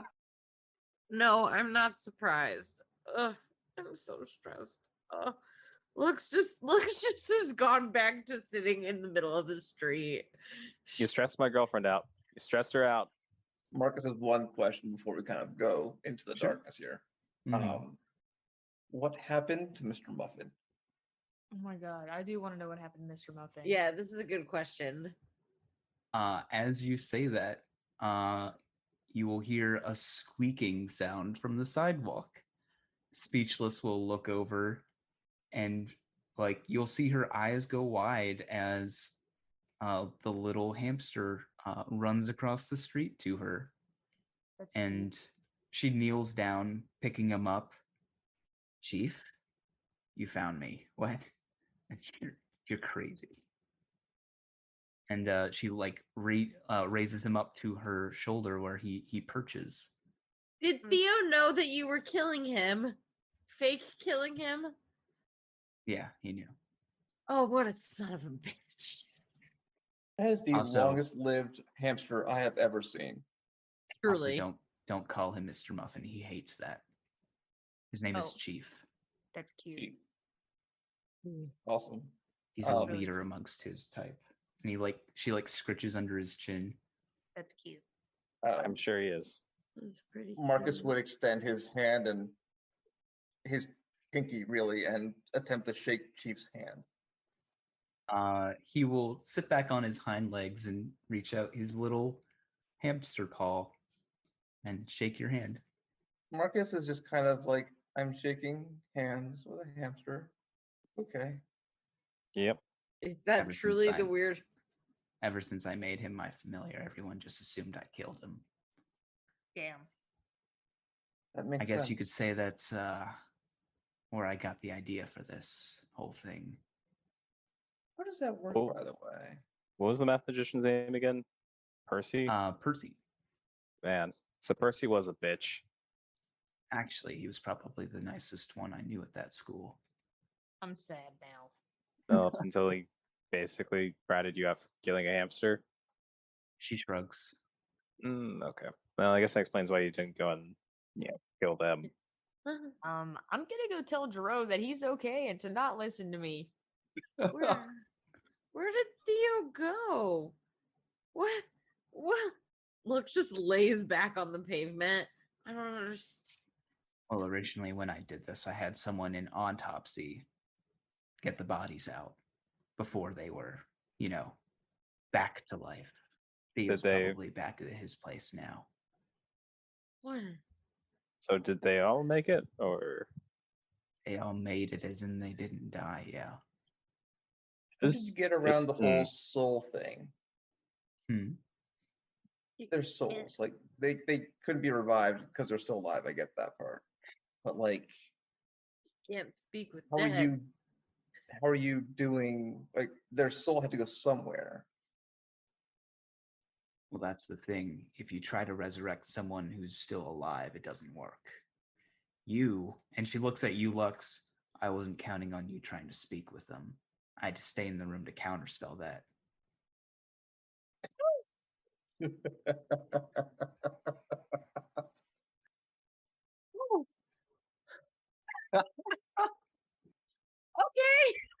She like just doesn't know what to say. She just kind of shrugs, like, "What the fuck?" There's not enough bourbon in this world. No, there isn't. You guys thought I was pitting you up against a wizard with power word kill at level 10. That's so great. 7, thank you. 7. We're not level 10 yet. Well, yeah, we're level 7. Oh yeah, you're level 7. Yeah, bad idea. Don't do that, DMs. Don't use power word kill until at least 15. I was like, we're gonna fucking die. I was like, somebody's gonna die. I was like, I gotta stun her before she kills anybody. Marcus puts his arm around her and says, what's your poison? I'll take a whiskey. Good choice. And yeah, I guess that's where we'll put a close on this for now. This game sucks. I'm going home. That was absolutely wild. I would also like to go home. I felt so bad for fake killing Charles and fake killing Theo. I bet you did. Well, you should. But I was like, it's all gonna be worth it at the end when they find out they're still alive. That reveal was amazing. Well done, sir. Very well done. Thank you. So she fake kills people, and she was fake killing our friends to troll us. She wanted to make you mad. Oh. Why? Why does she want us to be mad? Because she wants you to be mad at the people who set her free, and know that they'd be willing to do something like this. Oh, we're mad. Yeah. Mission accomplished.